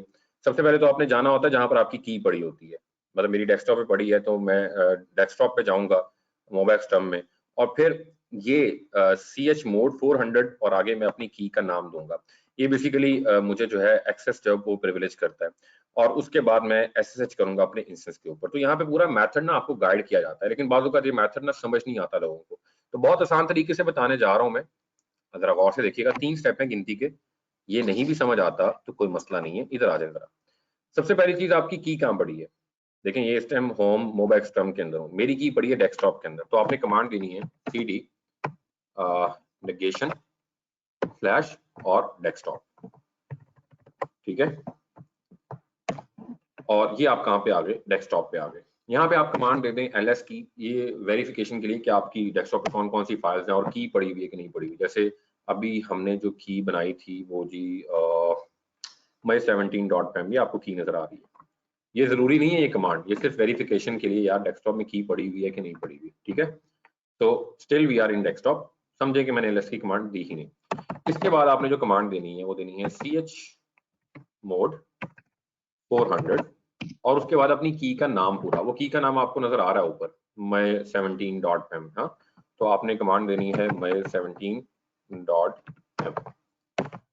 ओके, यहाँ टिक मार्क आ जाए तो उसका मतलब समझ लें कि जहां पर आप आए हुए हैं वहां पे की एग्जिस्ट करती है, ये भी एक निशानी है। इसके बाद आपने करना होता है SSH। अब SSH करने के लिए सिर्फ एक लाइन लिखनी है आपने, क्या लाइन है, SSH-i, और उसके बाद अपनी की का नेम, जैसे my17.pem, और उसके बाद आप लिखते हैं EC2, या पहले इसमें दो तरह के तरीके होते हैं, आप सबसे पहले EC2 यूजर लिख लें, EC2-user @ और @ के बाद आपने लिखना है, यहाँ पे पेस्ट करना है पब्लिक IP। पब्लिक IP कहाँ से पता चलेगा, आप अपने इंस्टेंस पे आते हैं, वापस इसको सिलेक्ट करते हैं, यहाँ पे आपका क्या पड़ा हुआ है, पब्लिक IP पड़ा हुआ है, ठीक है। इसको यहाँ से आप क्या कर लेते हैं, कॉपी कर लेते हैं, और कॉपी करने के बाद यहाँ पे आप क्या करते हैं, पेस्ट कर देते हैं, ठीक है। और पेस्ट करने के बाद आप की का नाम पहले भी दे सकते हैं, बाद में भी दे सकते हैं। कुछ जगहों पर जब हमने एक इंस्टेंस से दूसरे इंस्टेंस में SSH करना हो तो हम की नेम बाद में देते हैं, और अगर आपने सेम इंस्टेंस में SSH करना है तो आप चाहें तो उसके ऊपर की नेम पहले भी दे सकते हैं, जैसे my17.pem। तो जरा गौर से इस सिंटेक्स को देखें, SSH-i, उसके बाद आपकी की का नेम, और की के नेम के बाद आप जो यूजर नेम और public IP। User name by default her instance का क्या होता है, EC2-user। मैंने यूजर के स्पेलिंग आई गेस गलत लिखे हैं यहाँ पर, कोई बता भी नहीं रहा यार, बड़े आंखें बंद करके बैठे हैं आप लोग। यूजर, और उसके बाद @ के बाद आपने पब्लिक IP देना होता है, उसके बाद आप एंटर कर देते हैं।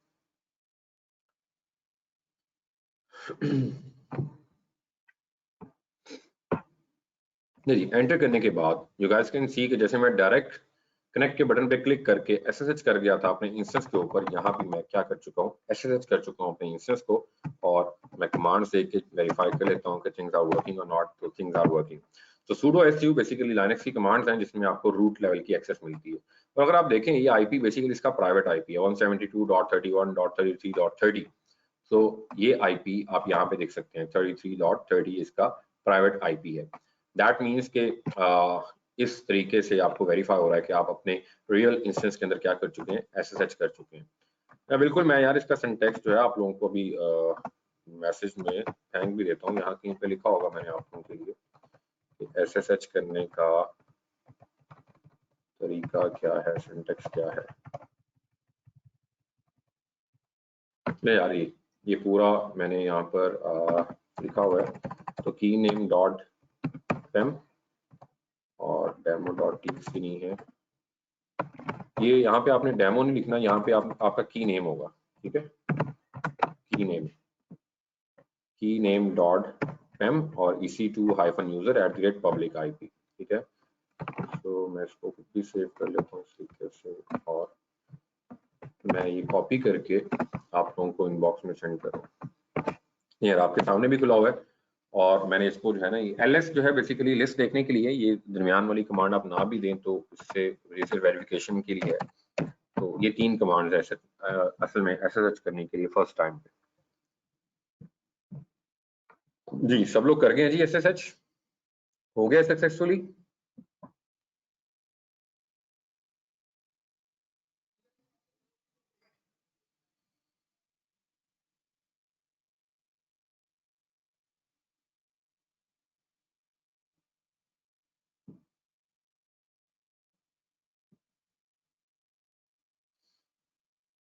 कर लें यार, कर लें, साथ साथ कर लें। अगर कोई साथ कर रहा है तो मुझे बताएं, जिन लोगों ने कर लिया तो।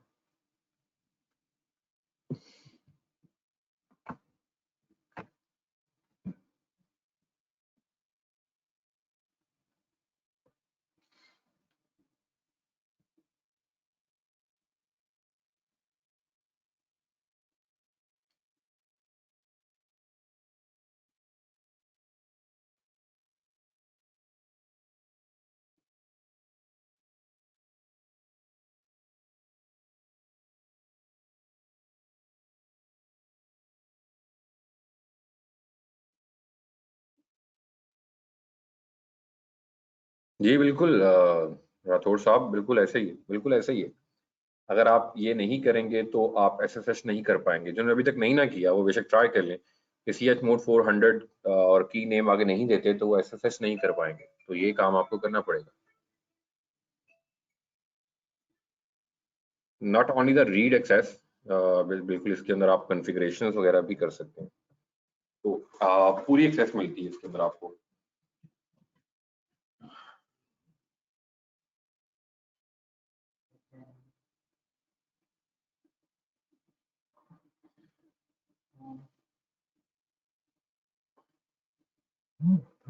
नहीं, देखिए इसके अंदर जो मैं एसएसएच कर गया हूँ ना अब, और ये देखिए मैंने एक कमांड दी है sudo su की, तो मेरे पास रूट लेवल की एक्सेस आ चुकी है। तो रूट लेवल की एक्सेस आ गई, that means you can do everything.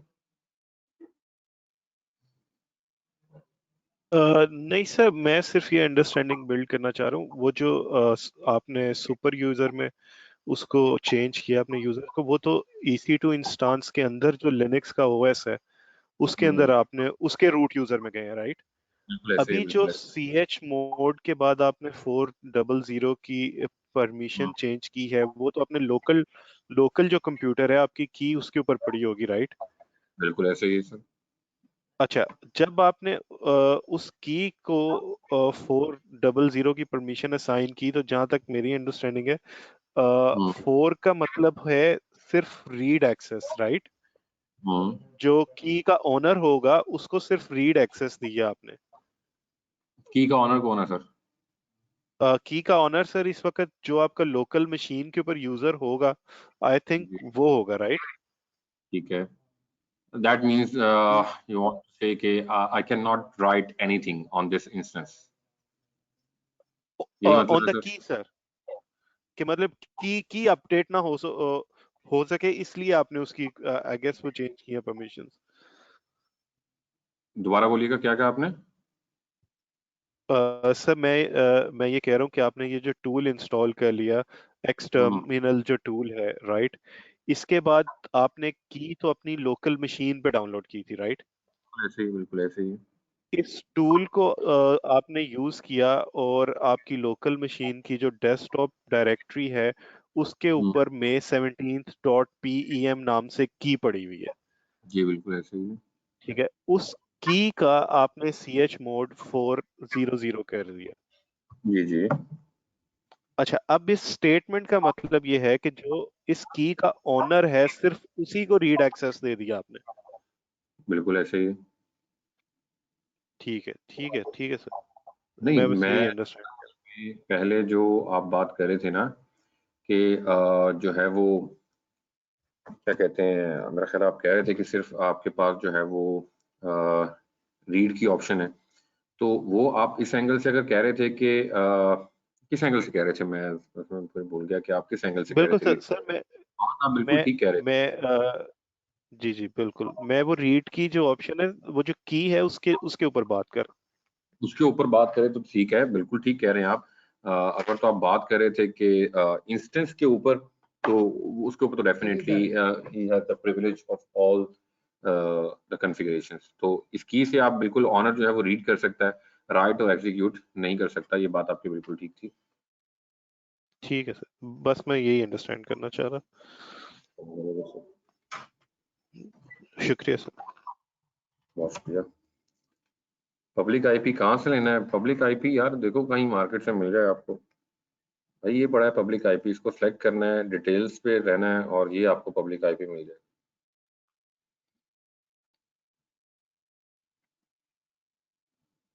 चलें, तो दैट वाज सो सिंपल। इसको SSH करना इतना ही आसान था जितना आप लोगों ने देख लिया है। और जिन लोगों ने पटी पे किया हुआ है वो भी जरा बता दें अपना एक्सपीरियंस के उस पे ज्यादा आसान है, इस पे ज्यादा आसान है। जी 2-3 साहब थे यहाँ पर, एक दो अपने ही साहब थे। जी कहाँ गए वो अपने साहब? क्या नाम था यार भाई आपका? नकी?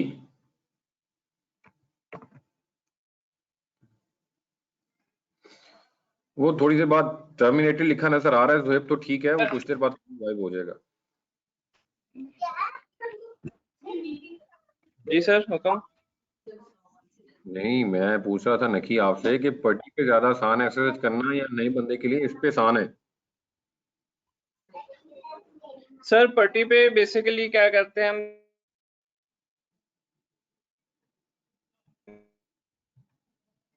किस पे की चेंज करते हैं, वो सिंपल हमें ये परमिशन भाई जिस ना बंदे ने 400 की ये नहीं देनी पड़ती, वहाँ डायरेक्टली हम IP डाल दिए ना डाल के, और वो जो की हम वहाँ पे ऐड कर देते हैं और डायरेक्ट उसको SSH कर लेते हैं। नॉट अ यहाँ पे जैसे आपने कमांड डाली ना 400। हाँ बिल्कुल मैं समझ गया हूँ, बिल्कुल मैं समझ गया हूँ, लेकिन यहाँ पर आपके फर्दर ऑप्शन है कि आप 2 से 3 इंस्टांसेस को साइमल्टेनियसली जो है वो SSH भी कर सकते हैं, और विंडो स्प्लिट करके आप एक ही मीन वाइल के अंदर सारों के ऊपर कॉन्फ़िगरेशंस भी कर सकते हैं। तो फ्लेक्सिबिलिटी है इसके ऊपर, चीजें जो है उसके ऊपर नहीं है पटी के ऊपर। यार थोड़ी सी अभी तो हमने एक SSH कर लिया एक इंस्टेंस को, थोड़ी सी बात करना चाहता हूँ मैं स्नैपशॉट्स के ऊपर, AMI के ऊपर। तो जरा गौर से देखिएगा, बड़ी इंपॉर्टेंट चीजें ये। सो AMI और थोड़ी सी बात करूंगा स्नैपशॉट की और टेम्पलेट की, EC2 टेम्पलेट की। तो टेम्पलेट क्या है AMI का, तो चले हमें आइडिया हो गया है, और स्नैपशॉट्स क्या होते हैं। तो जरा गौर से देखिएगा कि यहाँ पर आपने फॉर एग्जांपल अभी एक इंस्टेंस लॉन्च किया है, और आप ये सपोज करें कि इस इंस्टेंस के अंदर आपने कोई कोड जो है वो भी डिप्लॉय कर दिया है, कोई एप्लीकेशन भी रन हो रही है। तो आप क्या कर सकते हैं, इसके ऊपर राइट क्लिक करके आप इससे एक टेम्पलेट जो है वो लॉन्च कर सकते हैं। Launch instance from template. आप इस टेम्पलेट से इंस्टेंस और इंस्टेंस से टेम्पलेट भी लॉन्च कर सकते हैं, लेकिन उसका तरीकाकार क्या है, उसको हम कुछ इस तरीके से भी कर सकते हैं कि फॉर एग्जांपल आप टेम्पलेट जो है यहाँ से एक अपना टेम्पलेट बना लेते हैं, या एक इंस्टेंस से भी आप टेम्पलेट बना लेते हैं। जैसे फॉर एग्जांपल यहाँ पे एक पहले से EC2 टेम्पलेट बना हुआ है, तो मैं इसकी तरफ नहीं जाता। Let me delete this template, पहले से बना पड़ा हुआ है, इसको मैं डिलीट कर देता हूँ। और मैं क्या करता हूँ, एक टेम्पलेट जो है वो क्रिएट करता हूँ। एक ये हमें काम करना है, और दूसरा काम हमें क्या करना है, मैं दूसरी विंडो पे एक और जो है वो इंस्टेंस जो मेरा चल रहा है उसको मैं ओपन कर लेता हूँ, और इसको मैं क्लिक करता हूँ, और क्लिक करने के बाद एक्शंस में आता हूँ, और एक्शंस के अंदर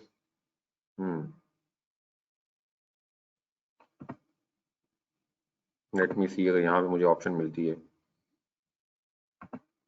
जी यहाँ पे जरा गौर से देखिएगा, बजाय इसके कि आप टेम्पलेट क्रिएट करें, यहाँ से आप कर सकते हैं डायरेक्टली भी। फॉर एग्जांपल ये आपका अप एंड रनिंग इंस्टेंस है यार, और this is acting as a web hosting server, और यहाँ आपकी एप्लीकेशन इस पे रन हो रही है। तो आप इसी जैसा एक इंस्टेंस जो है वो किसी और रीजन के अंदर भी क्या करना चाहते हैं, लॉन्च करना चाहते हैं।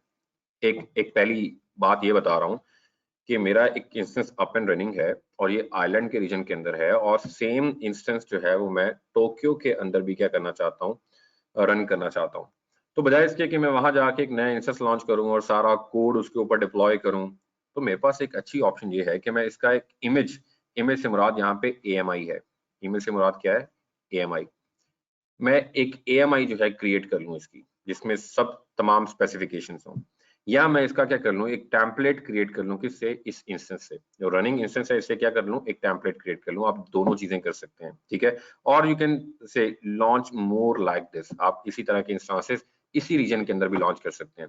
इसी रीजन के अंदर करने फिर तो आप ये काम कर सकते हैं ना, लॉन्च मोर लाइक दिस। लेकिन अगर आपने AMI किसी को देनी है, या AMI क्रॉस रीजन के अंदर आपने रेप्लिकेट करनी है, तो उसके लिए you can create your template, और you can create your AMI। So let me create first AMI। मैं AMI क्रिएट करता हूँ, क्रिएट इमेज। मैं इमेज क्रिएट करता हूँ और उस इमेज का आप नाम रखते हैं, फॉर एग्जांपल आप लिख देते हैं जी माई AMI, और इमेज डिस्क्रिप्शन कुछ भी लिख सकते हैं आप लोग, और उसमें वो तमाम चीजें होंगी जो आपने इस इंस्टेंस को कॉन्फ़िगर करते वक्त लॉन्च की थी। और क्रिएट एन इमेज, आप इमेज क्या करते हैं, क्रिएट करते हैं, और ये वेब सर्वर की इमेज जो है वो आपके लिए क्या हो जाएगी, क्रिएट हो जाएगी। कहाँ पे क्रिएट होगी, हम चलते हैं इसको देखने के लिए। इमेजेस के सेक्शन में यहाँ पे आपको AMI नजर आ रही है, तो मैं इस पर क्लिक करता हूँ तो देखें माई AMI जो है उसका स्टेटस क्या आ रहा है, पेंडिंग आ रहा है। ठीक है, तो ये भी क्रिएट हो जाएगी।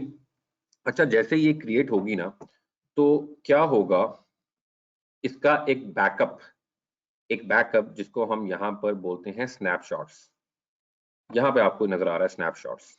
ठीक है, स्नैपशॉट्स बेसिकली जो है एक पूरी की पूरी बैकअप फाइल होती है आपकी किसी भी इंस्टेंस की, आपकी किसी की बकेट की, और किसी भी लोड बैलेंसर की। ये समझ एक ऐसा बैकअप है कि फॉर एग्जांपल मैंने अभी मैंने किया क्या है, जरा फ्लो देखिएगा।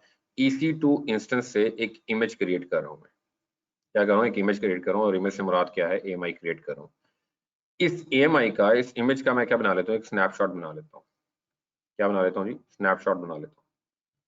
अच्छा, ये स्नैपशॉट मैंने बना लिया, और ये बेसिकली मैं क्या कह रहा हूँ, स्नैपशॉट बेसिकली बैकअप है इस पूरे इमेज का, इस AMI का। फॉर एग्जांपल ये AMI मुझसे लूज हो जाती है, कोई प्रॉब्लम आ जाती है, कोई गलत कॉन्फ़िगरेशन हो जाती है, तो इस बैकअप से आप दोबारा सेम AMI जो है वो क्या कर सकते हैं, रिट्रीव कर सकते हैं।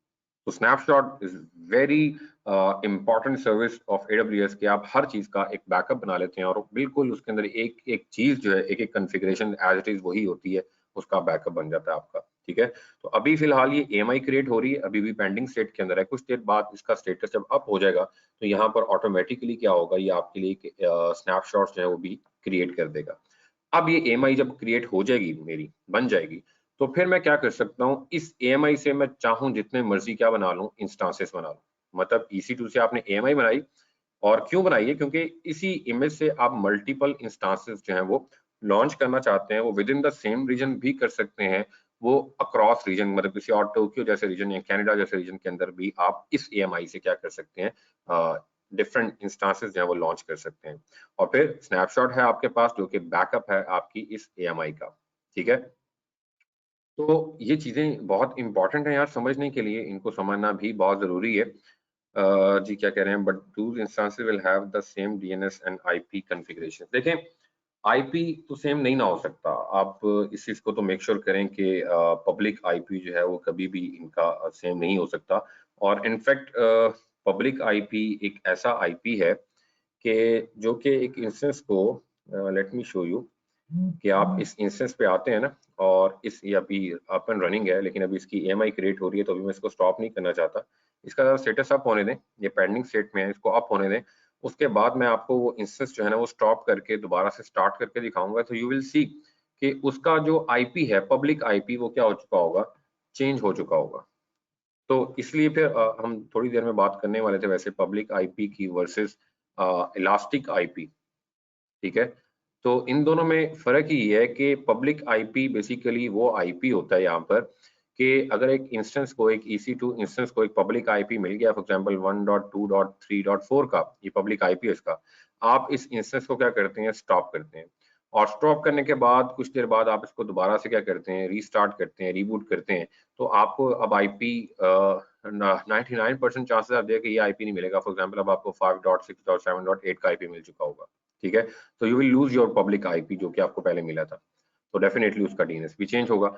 और जो इलास्टिक IP है, ये बेसिकली वो IP होता है कि अगर आप एक इंस्टेंस को एक इलास्टिक IP एलोकेट कर दें, तो फिर बेशक आप उस इंस्टेंस को स्टॉप करें, स्टॉप करने के बाद दोबारा से रीबूट करें, तो आपका IP जो है वो चेंज नहीं होता। फॉर एग्जांपल 5.5.5 था, आपने इंस्टेंस को स्टॉप किया, उसके बाद दोबारा से क्या किया, स्टार्ट किया, तो आपका IP जो है वो चेंज नहीं होता। ठीक है, so that's the key difference between public and elastic IPs। जहां हम बात कर रहे हैं AMIs की, तो मैं इस AMI से फर्दर इंस्टांसेस लॉन्च करूंगा, तो डेफिनेटली पब्लिक IP सर उसका सेम नहीं होगा। पब्लिक IP कैसे सेम हो सकता है, पब्लिक IP तो कभी भी सेम नहीं होता। सो इट टेक्स टाइम, थोड़ा सा टाइम लगता है इसके ऊपर। Still you can see this is on pending state, so let me wait। जैसे ही ये रनिंग स्टेट में आता है तो हम फिर आगे की बात करेंगे। जैसे ही रनिंग स्टेट में आएगा तो स्नैपशॉट्स जो हैं वो भी नहीं जी, स्नैपशॉट्स ये पहले की तो नहीं है, 18 आज 18 है जी। हाँ जी, स्नैपशॉट जी बिल्कुल बन चुकी हैं, मई 18 आज की ही डेट है यार ये। तो automatically you guys have seen कि मैंने तो कुछ भी नहीं किया था जी। क्या क्वेश्चन है यार, मैं पढ़ा भी रहा हूँ तो सेम टाइम पे इतनी आंखें तो नहीं है, मैं साथ साथ अब इनबॉक्स पे हर तरह के रिप्लाई भी देता रहूँ, वेट कर लिया करें थोड़ा सा। मोहम्मद मोहसिन, क्या क्वेश्चन है जी आपका? If I make change after creation the image, would image updates as well? यार इमेज के अंदर अब आप ये बात तो ना करें कि आईपी भी सेम रहेगा। आईपी तो सेम रह ही नहीं सकता, सेम कैसे हो सकता है पब्लिक आईपी सेम रह जाए? ठीक है, तो यहाँ पर बेसिकली बात हो रही है कोड्स की, उसकी इंस्टेंस टाइप की, जो आपने एक्स्ट्रा ब्लॉक अटैच किया उसके साथ, तो इस तरह की बातें हो रही हैं। Public IP, how could that possible कि दो इंस्टेंसेस हैं डिफरेंट रीजंस के अंदर, दोनों का पब्लिक आईपी सेम है? ऐसा नहीं हो सकता ना यार।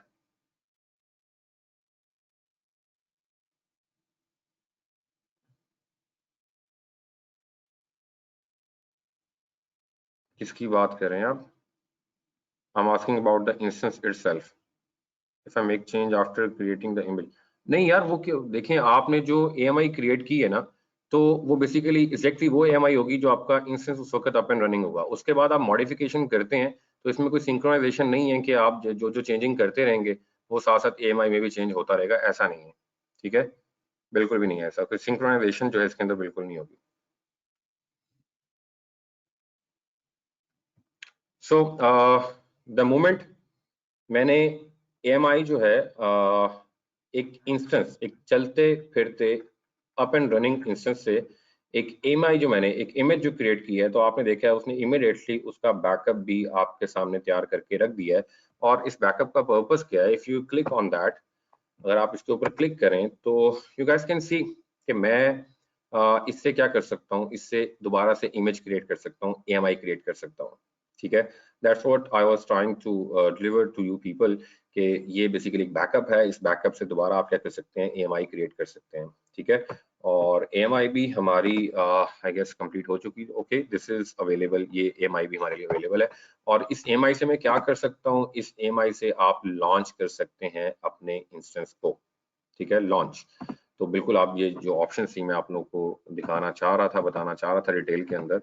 और रही बात जो मैं आईपी की बात कर रहा था, तो मैं इंस्टेंस पे जाता हूँ अपने, और इस इंस्टेंस को मैं क्या कर देता हूँ, फॉर एग्जांपल मैं स्टॉप कर देता हूँ, और इस इंस्टेंस को मैंने स्टॉप कर दिया।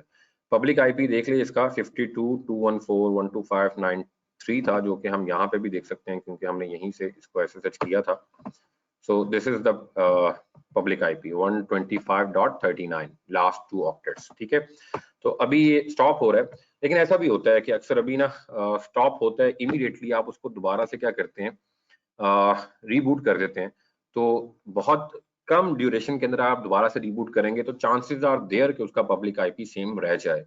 लेकिन कुछ गैप के बाद, कुछ मिनट्स के बाद, 4 to 5 मिनट या 10 मिनट्स के बाद अगर आप उसको रीबूट करते हैं तो फिर आप देखेंगे कि आपका, अभी देखें ना, ये पब्लिक आईपी जो है इससे बिल्कुल दोबारा से वापस ले लिया गया, ये पब्लिक आईपी खत्म हो गया। प्राइवेट आईपी वहीं पे ही है, ठीक है, लेकिन पब्लिक आईपी जो है उसका क्या हो चुका है, चेंज हो चुका है। तो दोबारा आप इंस्टेंस स्टेट पे आते हैं, मैं अभी नहीं करूंगा ये काम क्योंकि मैंने कहा है कि चांसेस आर देयर के सेम मिल जाए। तो बिल्कुल हम कुछ टाइम, कुछ मिनट्स के बाद दोबारा से इसको रीबूट करेंगे तो इसका पब्लिक आईपी चेंज हो चुका होगा।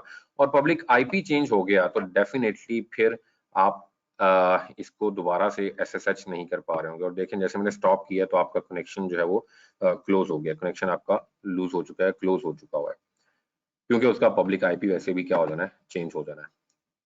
तो आप यहाँ से इंस्टेंस स्टेट पे जाके इसको दोबारा से स्टार्ट करेंगे इस इंस्टेंस को। कुछ टाइम गुजरने दें, कुछ मिनट्स, ताकि आपको रियल फैक्ट्स जो हैं वो देखने को मिल जाएं। तो लिहाजा उतनी देर हम थोड़ा यहाँ पे चलते हैं वापस। तो हम बात कर रहे थे AMI की। तो Amazon machine image provides the information required to launch an instance. एक इंस्टेंस को लॉन्च करने के लिए क्या इंफॉर्मेशन रिक्वायर्ड है, AMI ये चीज प्रोवाइड करती है आपको। You must specify an AMI when you launch an instance. तो डेफिनेटली जब आप एक इंस्टेंस को लॉन्च करना है तो आपको AMI तो स्पेसिफाई करनी पड़ती है, जो हमने पहले भी किया। You can launch multiple instances from a single AMI। अब जैसे मैंने एक AMI क्रिएट कर ली हुई है, एक इमेज क्रिएट कर लिया है, ऐसे मैं मल्टीपल इंस्टेंसेस वो क्या कर सकता हूँ, लॉन्च कर सकता हूँ। When you need multiple instances with the same configurations, जिनकी आप कॉन्फ़िगरेशंस क्या चाहते हैं, सेम चाहते हैं, ठीक है। फॉर एग्जांपल आपका कोड सेम रन हो रहा है, उसके अंदर इंस्टेंस टाइप आप सेम चाहते हैं, एक्स्ट्रा वॉल्यूम उसके साथ जो है वो आप बिल्कुल सेम चाहते हैं, तो आप बिल्कुल AMI से काम कर सकते हैं, ठीक है। तो AMI जो है बेसिकली वहाँ AMI के कंपोनेंट्स हैं, फिर माई लाइनक्स EC2 इंस्टेंस और उस इंस्टेंस से AMI of the my Linux EC2 instance. तो when you create an AMI you are essentially creating that template that you can use to launch another EC2 instance। जब आप एक AMI create करते हैं तो बेसिकली वो एक टेम्पलेट होता है और उस टेम्पलेट से you can launch another EC2 instances of the same exact components as the original instance. जैसे ओरिजिनल के इंस्टेंस से वैसे बिल्कुल आप कर सकते हैं। सो एक इंस्टेंस अप एंड रनिंग है, उससे आप एक AMI क्रिएट करते हैं, उस AMI से you can create multiple instances जो कि आपको बॉटम पे यहाँ पर नजर आ रहे हैं, ठीक है। तो फ्लो देख लीजिएगा कि एक इंस्टेंस था, जैसे हमने उस इंस्टेंस से क्या बनाई, एक AMI बनाई, तो उस AMI से यू गाइस कैन सी कि नंबर 1 कोई इंस्टेंस था जिसका आपने AMI बनाई थी, उसके बाद number 2, number 3, number 4, number 5, number 6 same instances आप बिल्कुल उस AMI से लॉन्च कर सकते हैं, ठीक है। That's what we have done. और उसके बाद कम्युनिटी, मार्केट प्लेस और AMI की हम बात कर चुके हैं। इंस्टेंस टाइप्स हम डिस्कस कर चुके हैं और उसके बाद EBS वॉल्यूम की हम बात कर चुके हैं। और उसके अलावा हम बात कर रहे थे basically root versus additional EBS volumes. तो मैंने कहा था जब आप एक इंस्टेंस लॉन्च करते हैं तो उसके साथ जो लोकल वॉल्यूम होता है बेसिकली वो रूट वॉल्यूम होता है जहां पर इसकी AMI होती है, ठीक है। So by default EBS root volume are set to be deleted, उस पर टिक हुआ था, मैंने आपको दिखाया था। When the instance is terminated, मतलब ये इंस्टेंस टर्मिनेट होगा तो ये भी टर्मिनेट हो जाएगी। How you can choose to have EBS volume persist after termination। अगर आप उसको अनचेक कर देंगे तो इंस्टेंस डिलीट होने पे, टर्मिनेट होने पे ये वॉल्यूम डिलीट नहीं होगा। हाँ, अब रूट वॉल्यूम के साथ if you want to add additional volume, जो कि मैंने आपको ऐड करके दिखाया, यू कैन ऐड देम। और इसका फायदा क्या है, फायदा मैंने आप लोगों को बताया था, you can swap additional volume with other EC2 instances के फॉर एग्जांपल ये इंस्टेंस आप जो है वो टर्मिनेट करने जा रहे हैं या इसके साथ जो वॉल्यूम है वो इसके साथ अटैच करने जा रहे हैं, इसका एडिशनल वॉल्यूम इसके साथ अटैच करने जा रहे हैं, you can swap them as well, ठीक है। इसकी फ्लेक्सिबिलिटी होती है इतनी, जैसे आप अपनी hard drive, external hard drive दो अलग अलग लैपटॉप के साथ स्वैप कर सकते हैं, तो यहाँ पे भी आप बिल्कुल कर सकते हैं। और उसके बाद snapshots, the great feature provided by the AWS। Snapshot is an image of an EBS volume. ये EBS वॉल्यूम का इमेज भी हो सकता है, ये AMI का भी इमेज हो सकता है, ये बकेट का भी आपका एक्स्ट्रा बैकअप हो सकता है। तो ये सर्विसेज आपको हर सर्विसेज के अंदर मिलती हैं।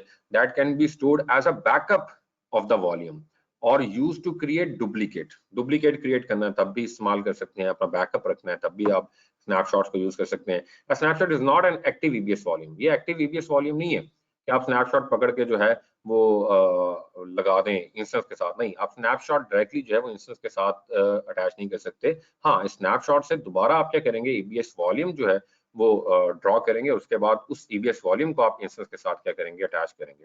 तो स्नैपशॉट डायरेक्टली अटैचेबल नहीं होते, ठीक है।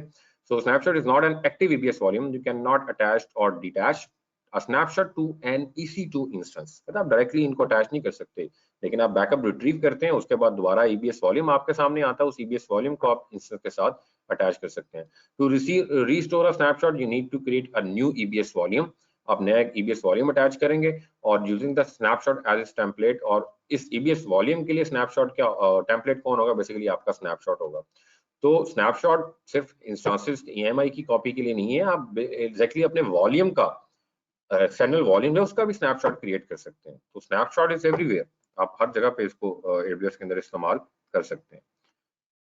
जी, we can also keep the root volume as well. जी, मैंने सर शुरू में दिखाया ना आपको रतुल साहब के उस पे बाय डिफॉल्ट जो है ना वो चेक लगा होता है, ठीक है। तो अगर आप उसको इंस्टेंस अटैच कर लॉन्च करते वक्त इसको आप अनचेक कर देंगे ना, अगर टिक मार्क खत्म कर देंगे, तो अब अगर आप अपना इंस्टेंस टर्मिनेट कर भी देते हैं तो ये रूट वॉल्यूम जो है वो टर्मिनेट नहीं होगा। इट्स अप टू यू कि आपने टर्मिनेट करना है इंस्टेंस के साथ या नहीं करना, ठीक है। तो काफी टाइम हो चुका है, हम वापस आते हैं। तो मैं इस इंस्टेंस को क्या करता हूँ, स्टार्ट करता हूँ दोबारा से, मैंने स्टॉप कर दिया था और पब्लिक IP हमारे पास जो लास्ट टाइम था that was 125.3093. So let's see which IP allocated by this time. We need to wait. कुछ सेकंड्स का हमें वेट करना है.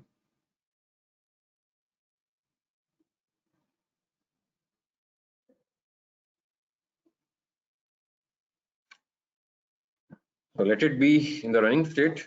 रनिंग स्टेट में आता है तो हमें यहाँ पर पब्लिक आईपी जो है इसका नजर आ जाएगा. और यू गाइस कैन सी कि मैंने दोबारा से जब इसको स्टॉप करके स्टार्ट किया है तो this time this public IP has been change. Public IP change होने का मतलब है आपका डीएनएसपी क्या हो गया, चेंज हो चुका है. ठीक है, so that's what I wanted to show you. हाँ, आप कहते हैं सर ये तो बड़ा मसला है, तो लिहाजा अगर मसला है इसका हल चाहते हैं तो आप आ जाए इलास्टिक आईपी की तरफ. इलास्टिक आईपी पे आएंगे तो आप कहते हैं जी एलोकेट इलास्टिक आईपी एड्रेस, मुझे एक आईपी पब्लिक आईपी जो है वो एलोकेट करो. तो आप बिल्कुल जो है एलोकेट करवा लेते हैं just by clicking one button और आपको ये पब्लिक आईपी जो है इलास्टिक आईपी असाइन हो चुका है. आप कहते हैं कि यार नहीं वो आईपी नहीं, ये वाला आईपी जो है मेरे इंस्टेंस के साथ अटैच करो. तो एक्शन में आके आप इसको अगर दोबारा से चाहें तो जी बिल्कुल पब्लिक आईपी है, स्टैटिक रहेगा, बिल्कुल सही कह रहे हैं. तो रिलीज करना है रिलीज करते हैं, एसोसिएट करना है मैं एसोसिएट करवाना चाह रहा हूँ ना इसको, तो मैं एसोसिएट करवाऊंगा.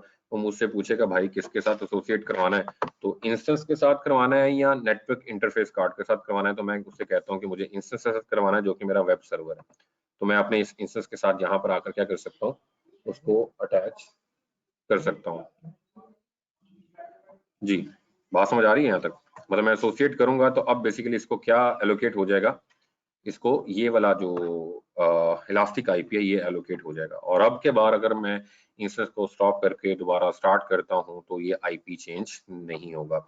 लेकिन ये काम आपने कर लें, टेस्टिंग के लिए कर लें, लेकिन करने के बाद फौरन से इसको आपने रिलीज करना है. जब तक आप इसको एलोकेट रखेंगे इसके ऊपर आपको हल्की बिलिंग जो है वो पड़ती रहती है. तो रिलीज दिस इलास्टिक आईपी मतलब आप छोड़ने लगे दोबारा पूल के अंदर ताकि इसको कोई और इस्तेमाल कर सके. ठीक है, तो आपने रिलीज लाजमी करना है इसको. जी यहाँ तक सब लोग साथ हैं जी, कोई सवाल तो प्रॉब्लम?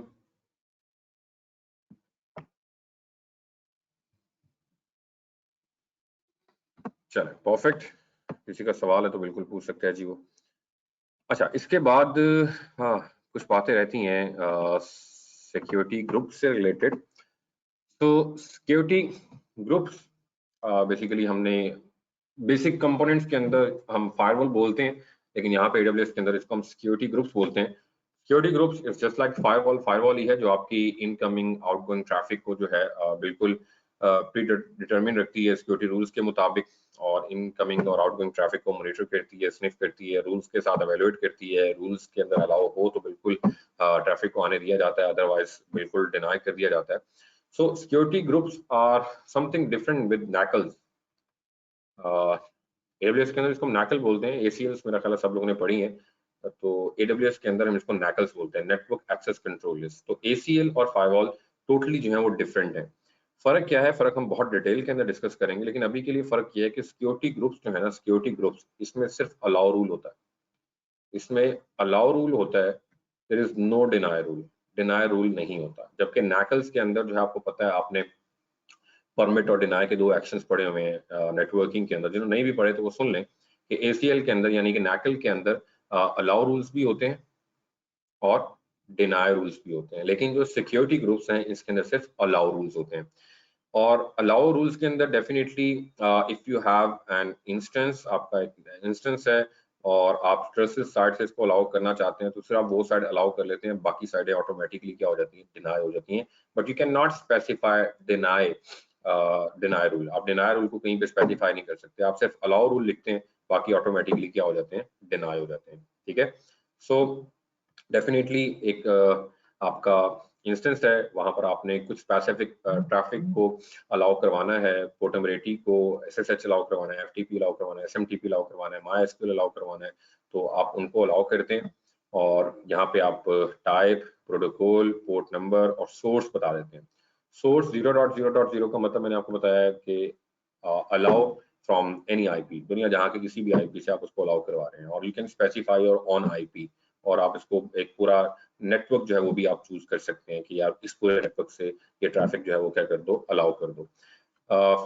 राइट नाउ आपने पहले एसएसएच करके देखा, हमने सक्सेसफुली एसएसएच किया और उसके बाद हमने स्टॉप किया तो हमारा कनेक्शन टर्मिनेट हो गया। अब एक काम करता हूँ प्रैक्टिकली दिखाने के लिए कि आप यहाँ पर आते हैं दोबारा अपने इस इंस्टेंस के ऊपर, तो मैं इंस्टेंस पे जाता हूँ और इंस्टेंस पे जाने के बाद मैं क्या करता हूँ, क्या करने आया था वैसे मैं, हाँ सिक्योरिटी ग्रुप करने के लिए आप सिक्योरिटी के टैब में आते हैं और यहाँ पे जो आपने सिक्योरिटी ग्रुप इसके साथ अटैच किया है वेब सर्वर सिक्योरिटी ग्रुप, उसके ऊपर जाते हैं तो यू गाइस कैन सी के यहाँ पर आपको दो तरह के रूल्स नजर आ रहे हैं, inbound rules and outbound rules, यानी कि इनबाउंड ट्रैफिक इंस्टेंस पे आने वाले और इंस्टेंस से ट्रैफिक बाहर जाने वाले।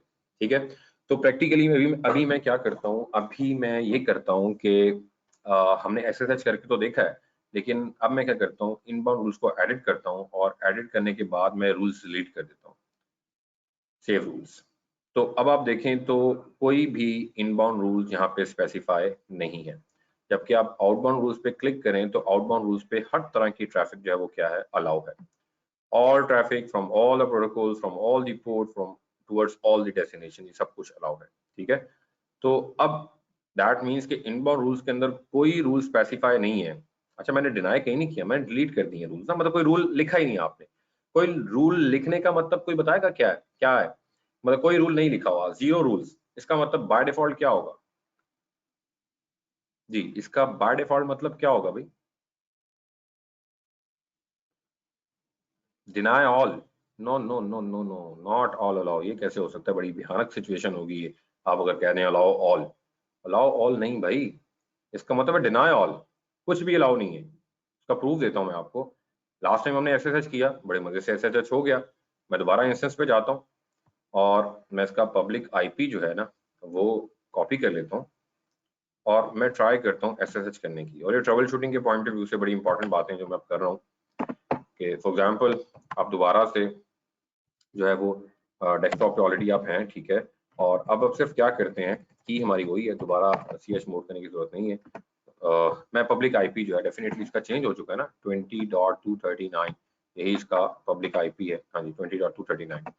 तो मैं क्या करता हूँ, मैं इसके थ्रू अब एसएस करता हूँ, एंटर करता हूँ, तो वेट कर रहा है वो, लेट्स सी क्या होता है।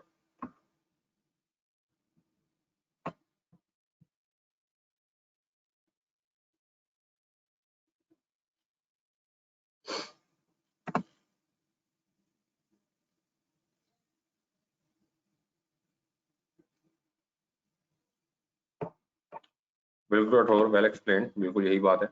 तो देखें connection timed out, connection time out हो गया, वो एसएसएच नहीं कर पाया। अब जरा इम्पैक्ट देखिएगा इसका, मैं दोबारा जाता हूँ सिक्योरिटी ग्रुप्स के अंदर, इम्पैक्ट देखना है आप लोगों ने, मैं दोबारा जाता हूँ सिक्योरिटी के बटन पे, थोड़ा सा ऊपर कर लेते हैं, चलो सिक्योरिटी ग्रुप पे क्लिक करते हैं, एडिट इनबाउंड रूल्स पे जाते हैं और ऐड रूल करते हैं और मैं सिंपली अलाउ करना चाहता हूँ एसएसएच, ठीक है, और फ्रॉम एनीवेयर IPv6 को डिनाई कर दें, आपका मतलब क्रॉस कर दें यहाँ से।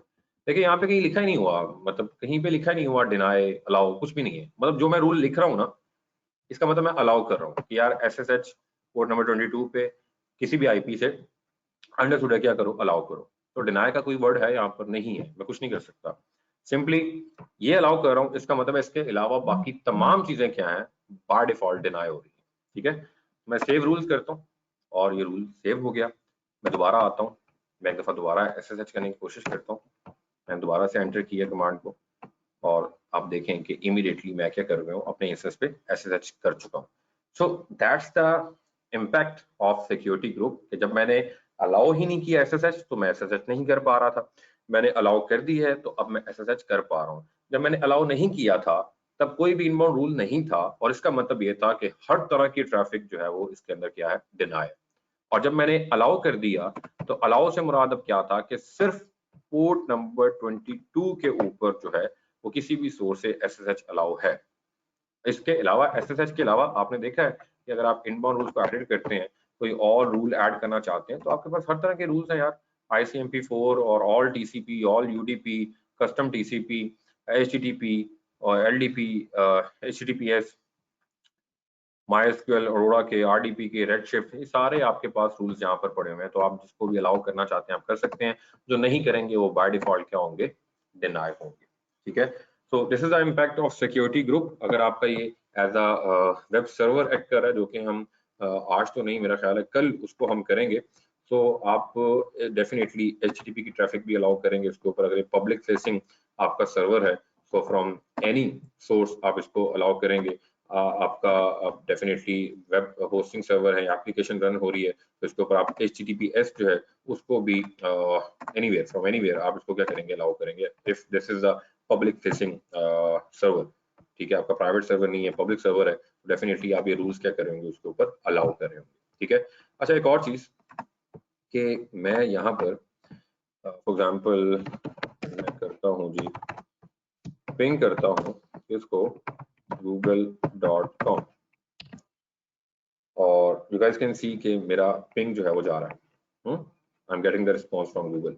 Alright.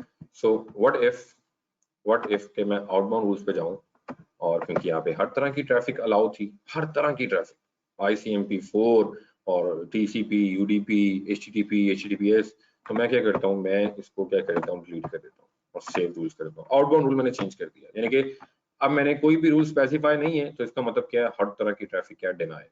ठीक है, so meanwhile you guys can see कि मेरा पिंग उसी वक्त रुक चुका है, उसी वक्त मेरा पिंग जो है वो वहीं पे स्टक हो गया, रुक गया। क्यों? क्योंकि मैंने आउटबाउंड रूल्स, मैंने कहा है कि अब इस इंस्टेंस से कोई भी ट्रैफिक बाहर नहीं जा सकती। इनकमिंग सारी अलाउ है, लेकिन आउटगोइंग, इनकमिंग है कहीं और से इंस्टेंस की तरफ जो आ रही है, आउटगोइंग है कि इस इंस्टेंस से बाहर जा रही है। फॉर एग्जांपल इंटरनेट के ऊपर जा रही थी, मैंने तो पहले पिंग जा रहा था, मैंने आउटबाउंड रूल्स सारे खत्म कर दिए, डिलीट कर दिए, तो हर तरह की ट्रैफिक जो है बाहर जाने से, इंटरनेट जाने से रुक गई है।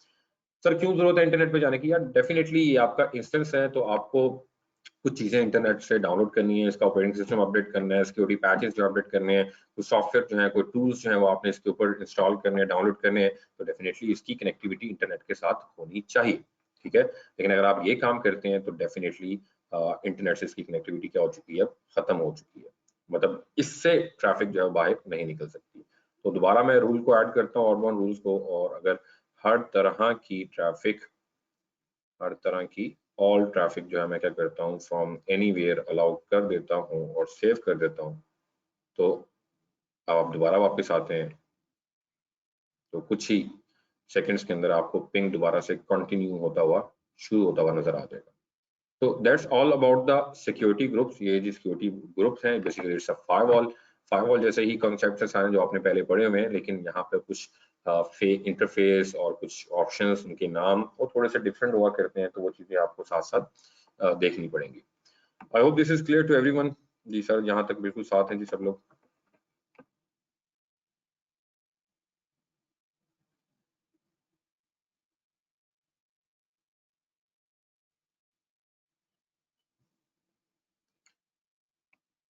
जी परफेक्ट। और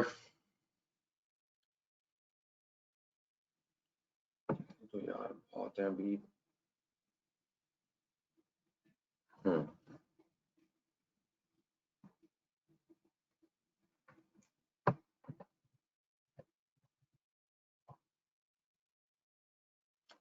यार कुछ चीजें हैं अभी हमारे पास रिमेनिंग, लेकिन मेरा ख्याल है उसको हमने शुरू कर लिया तो शायद हम खत्म नहीं कर पाएंगे, तो उससे फ्लो जो है हमारा थोड़ा सा ब्रेक हो जाएगा। तो होपफुली कल हमारा हाफ डे में EC2 का सेक्शन खत्म होगा और कल ही हमारा VPC का सेक्शन शुरू हो जाएगा।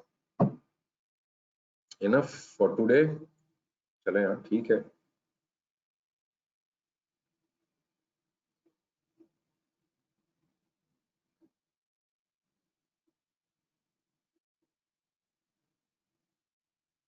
हाँ जी, एक दफ़ा आप डेफिनेटली आप प्रैक्टिस करेंगे खुद से, तब तक तो बातें सही तरीके से क्लियर नहीं होंगी आप लोगों को।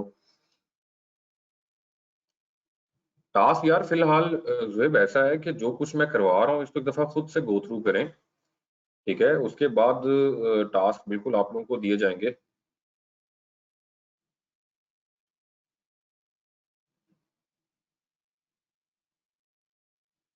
तो मतलब ये टास्क जो कुछ मैं कर रहा हूँ, कॉन्फ़िगर कर रहा हूँ, ये सारी चीज़ें बिल्कुल आप लोगों के करने के लिए हैं और आप लोगों ने इनको लाज़मी करना है।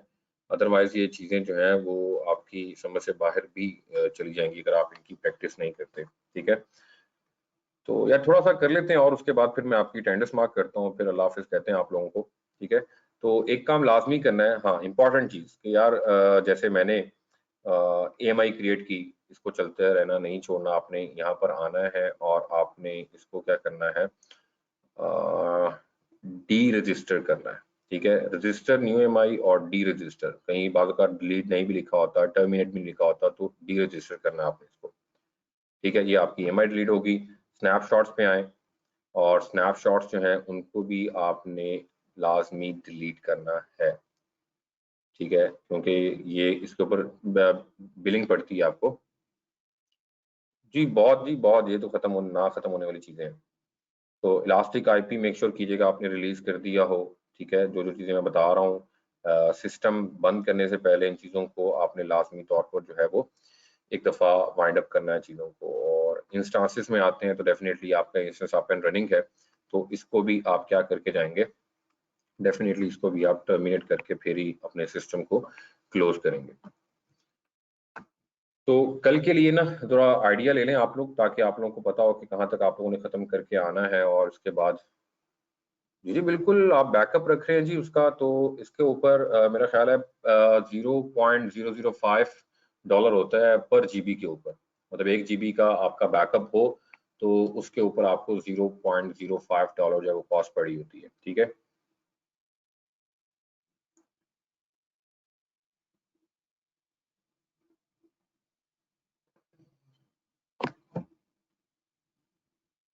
ये बिल्कुल आपको सर्विसेज़ के साथ-साथ यार स्नैपशॉट्स को अपडेट करना पड़ता है। आप इसको वीकली बेसिस पे कर लें, मंथली बेसिस पे कर लें, जैसे आपका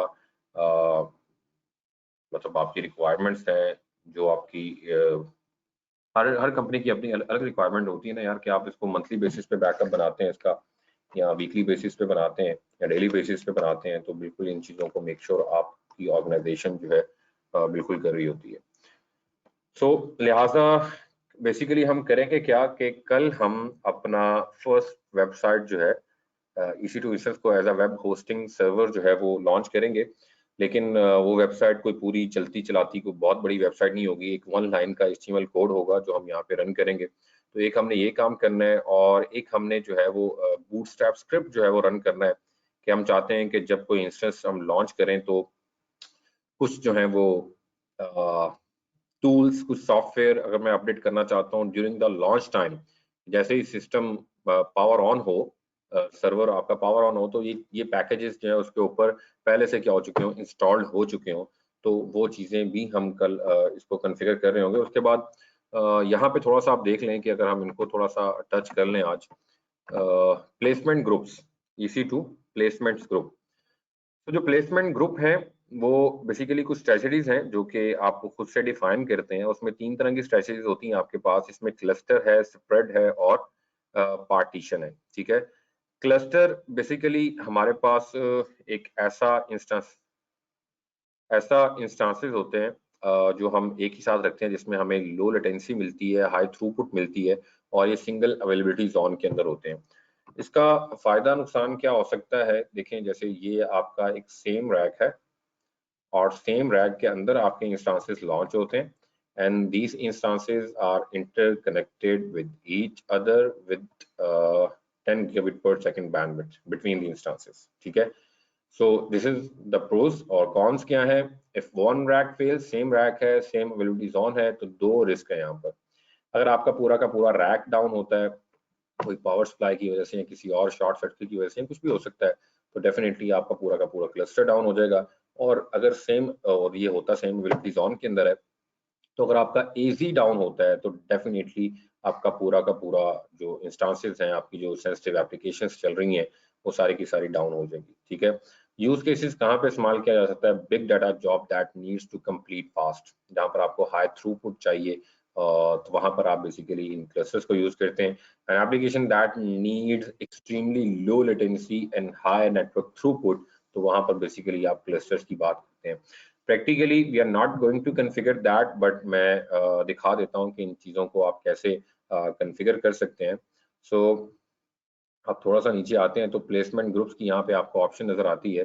सो right now we don't have any placement group. एक तो आप यहाँ पे क्रिएट कर सकते हैं, मतलब मैं आप प्लेसमेंट ग्रुप जो है पहले से क्रिएट कर लेता हूँ और नेम उसको सजेस्ट कर देते हैं जो भी है। जैसे मैं लिख देता हूँ जी डेमो प्लेसमेंट ग्रुप, और स्ट्रेचरी, क्लस्टर, स्प्रेड और पार्टीशन, 3 हमारे पास ऑप्शन है। फॉर एग्जांपल आप क्लस्टर को चूज कर लेते हैं और इसको क्रिएट कर देते हैं।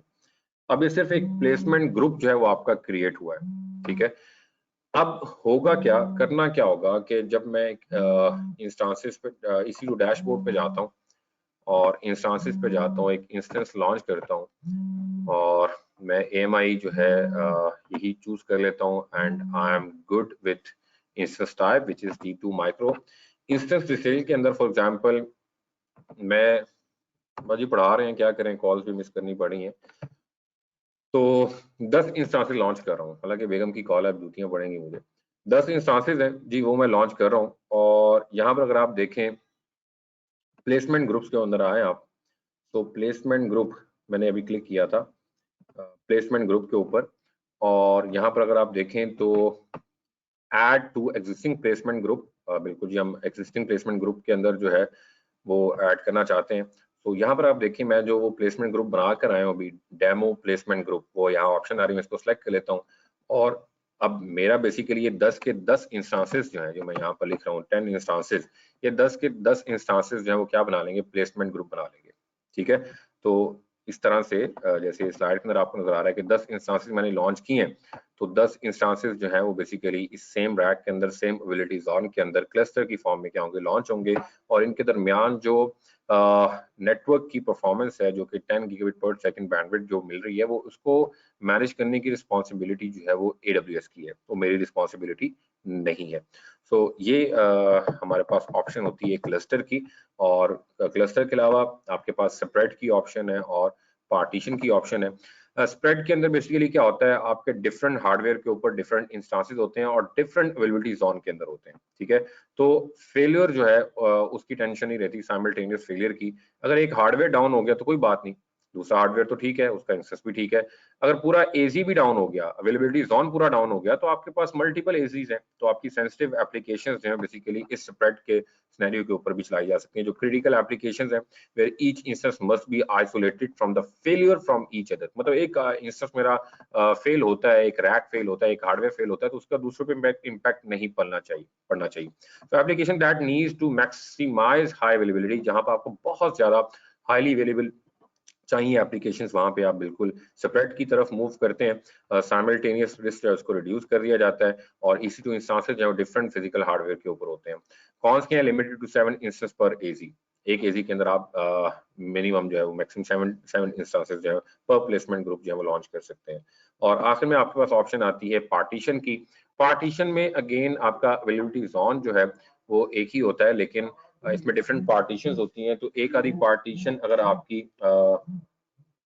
पार्टीशन एक आधी आपकी अगर डिस्टर्ब भी हो जाती है तो उससे कोई फर्क नहीं पड़ता। तो तीनों ऑप्शन है जी आपके पास के प्रोज एंड कॉन्स आपके सामने, up to 7 partition per AZ, up to hundreds of EC2 instances. लेकिन एक फ्लेक्सिबिलिटी क्या है इसके अंदर कि 100 ऑफ इंस्टांसेस जो है वो आपके पर AZ डिफरेंट पार्टीशंस के अंदर आप बिल्कुल उनको लॉन्च कर सकते हैं। The instance in a partition do not share the racks with the instances in the other partition.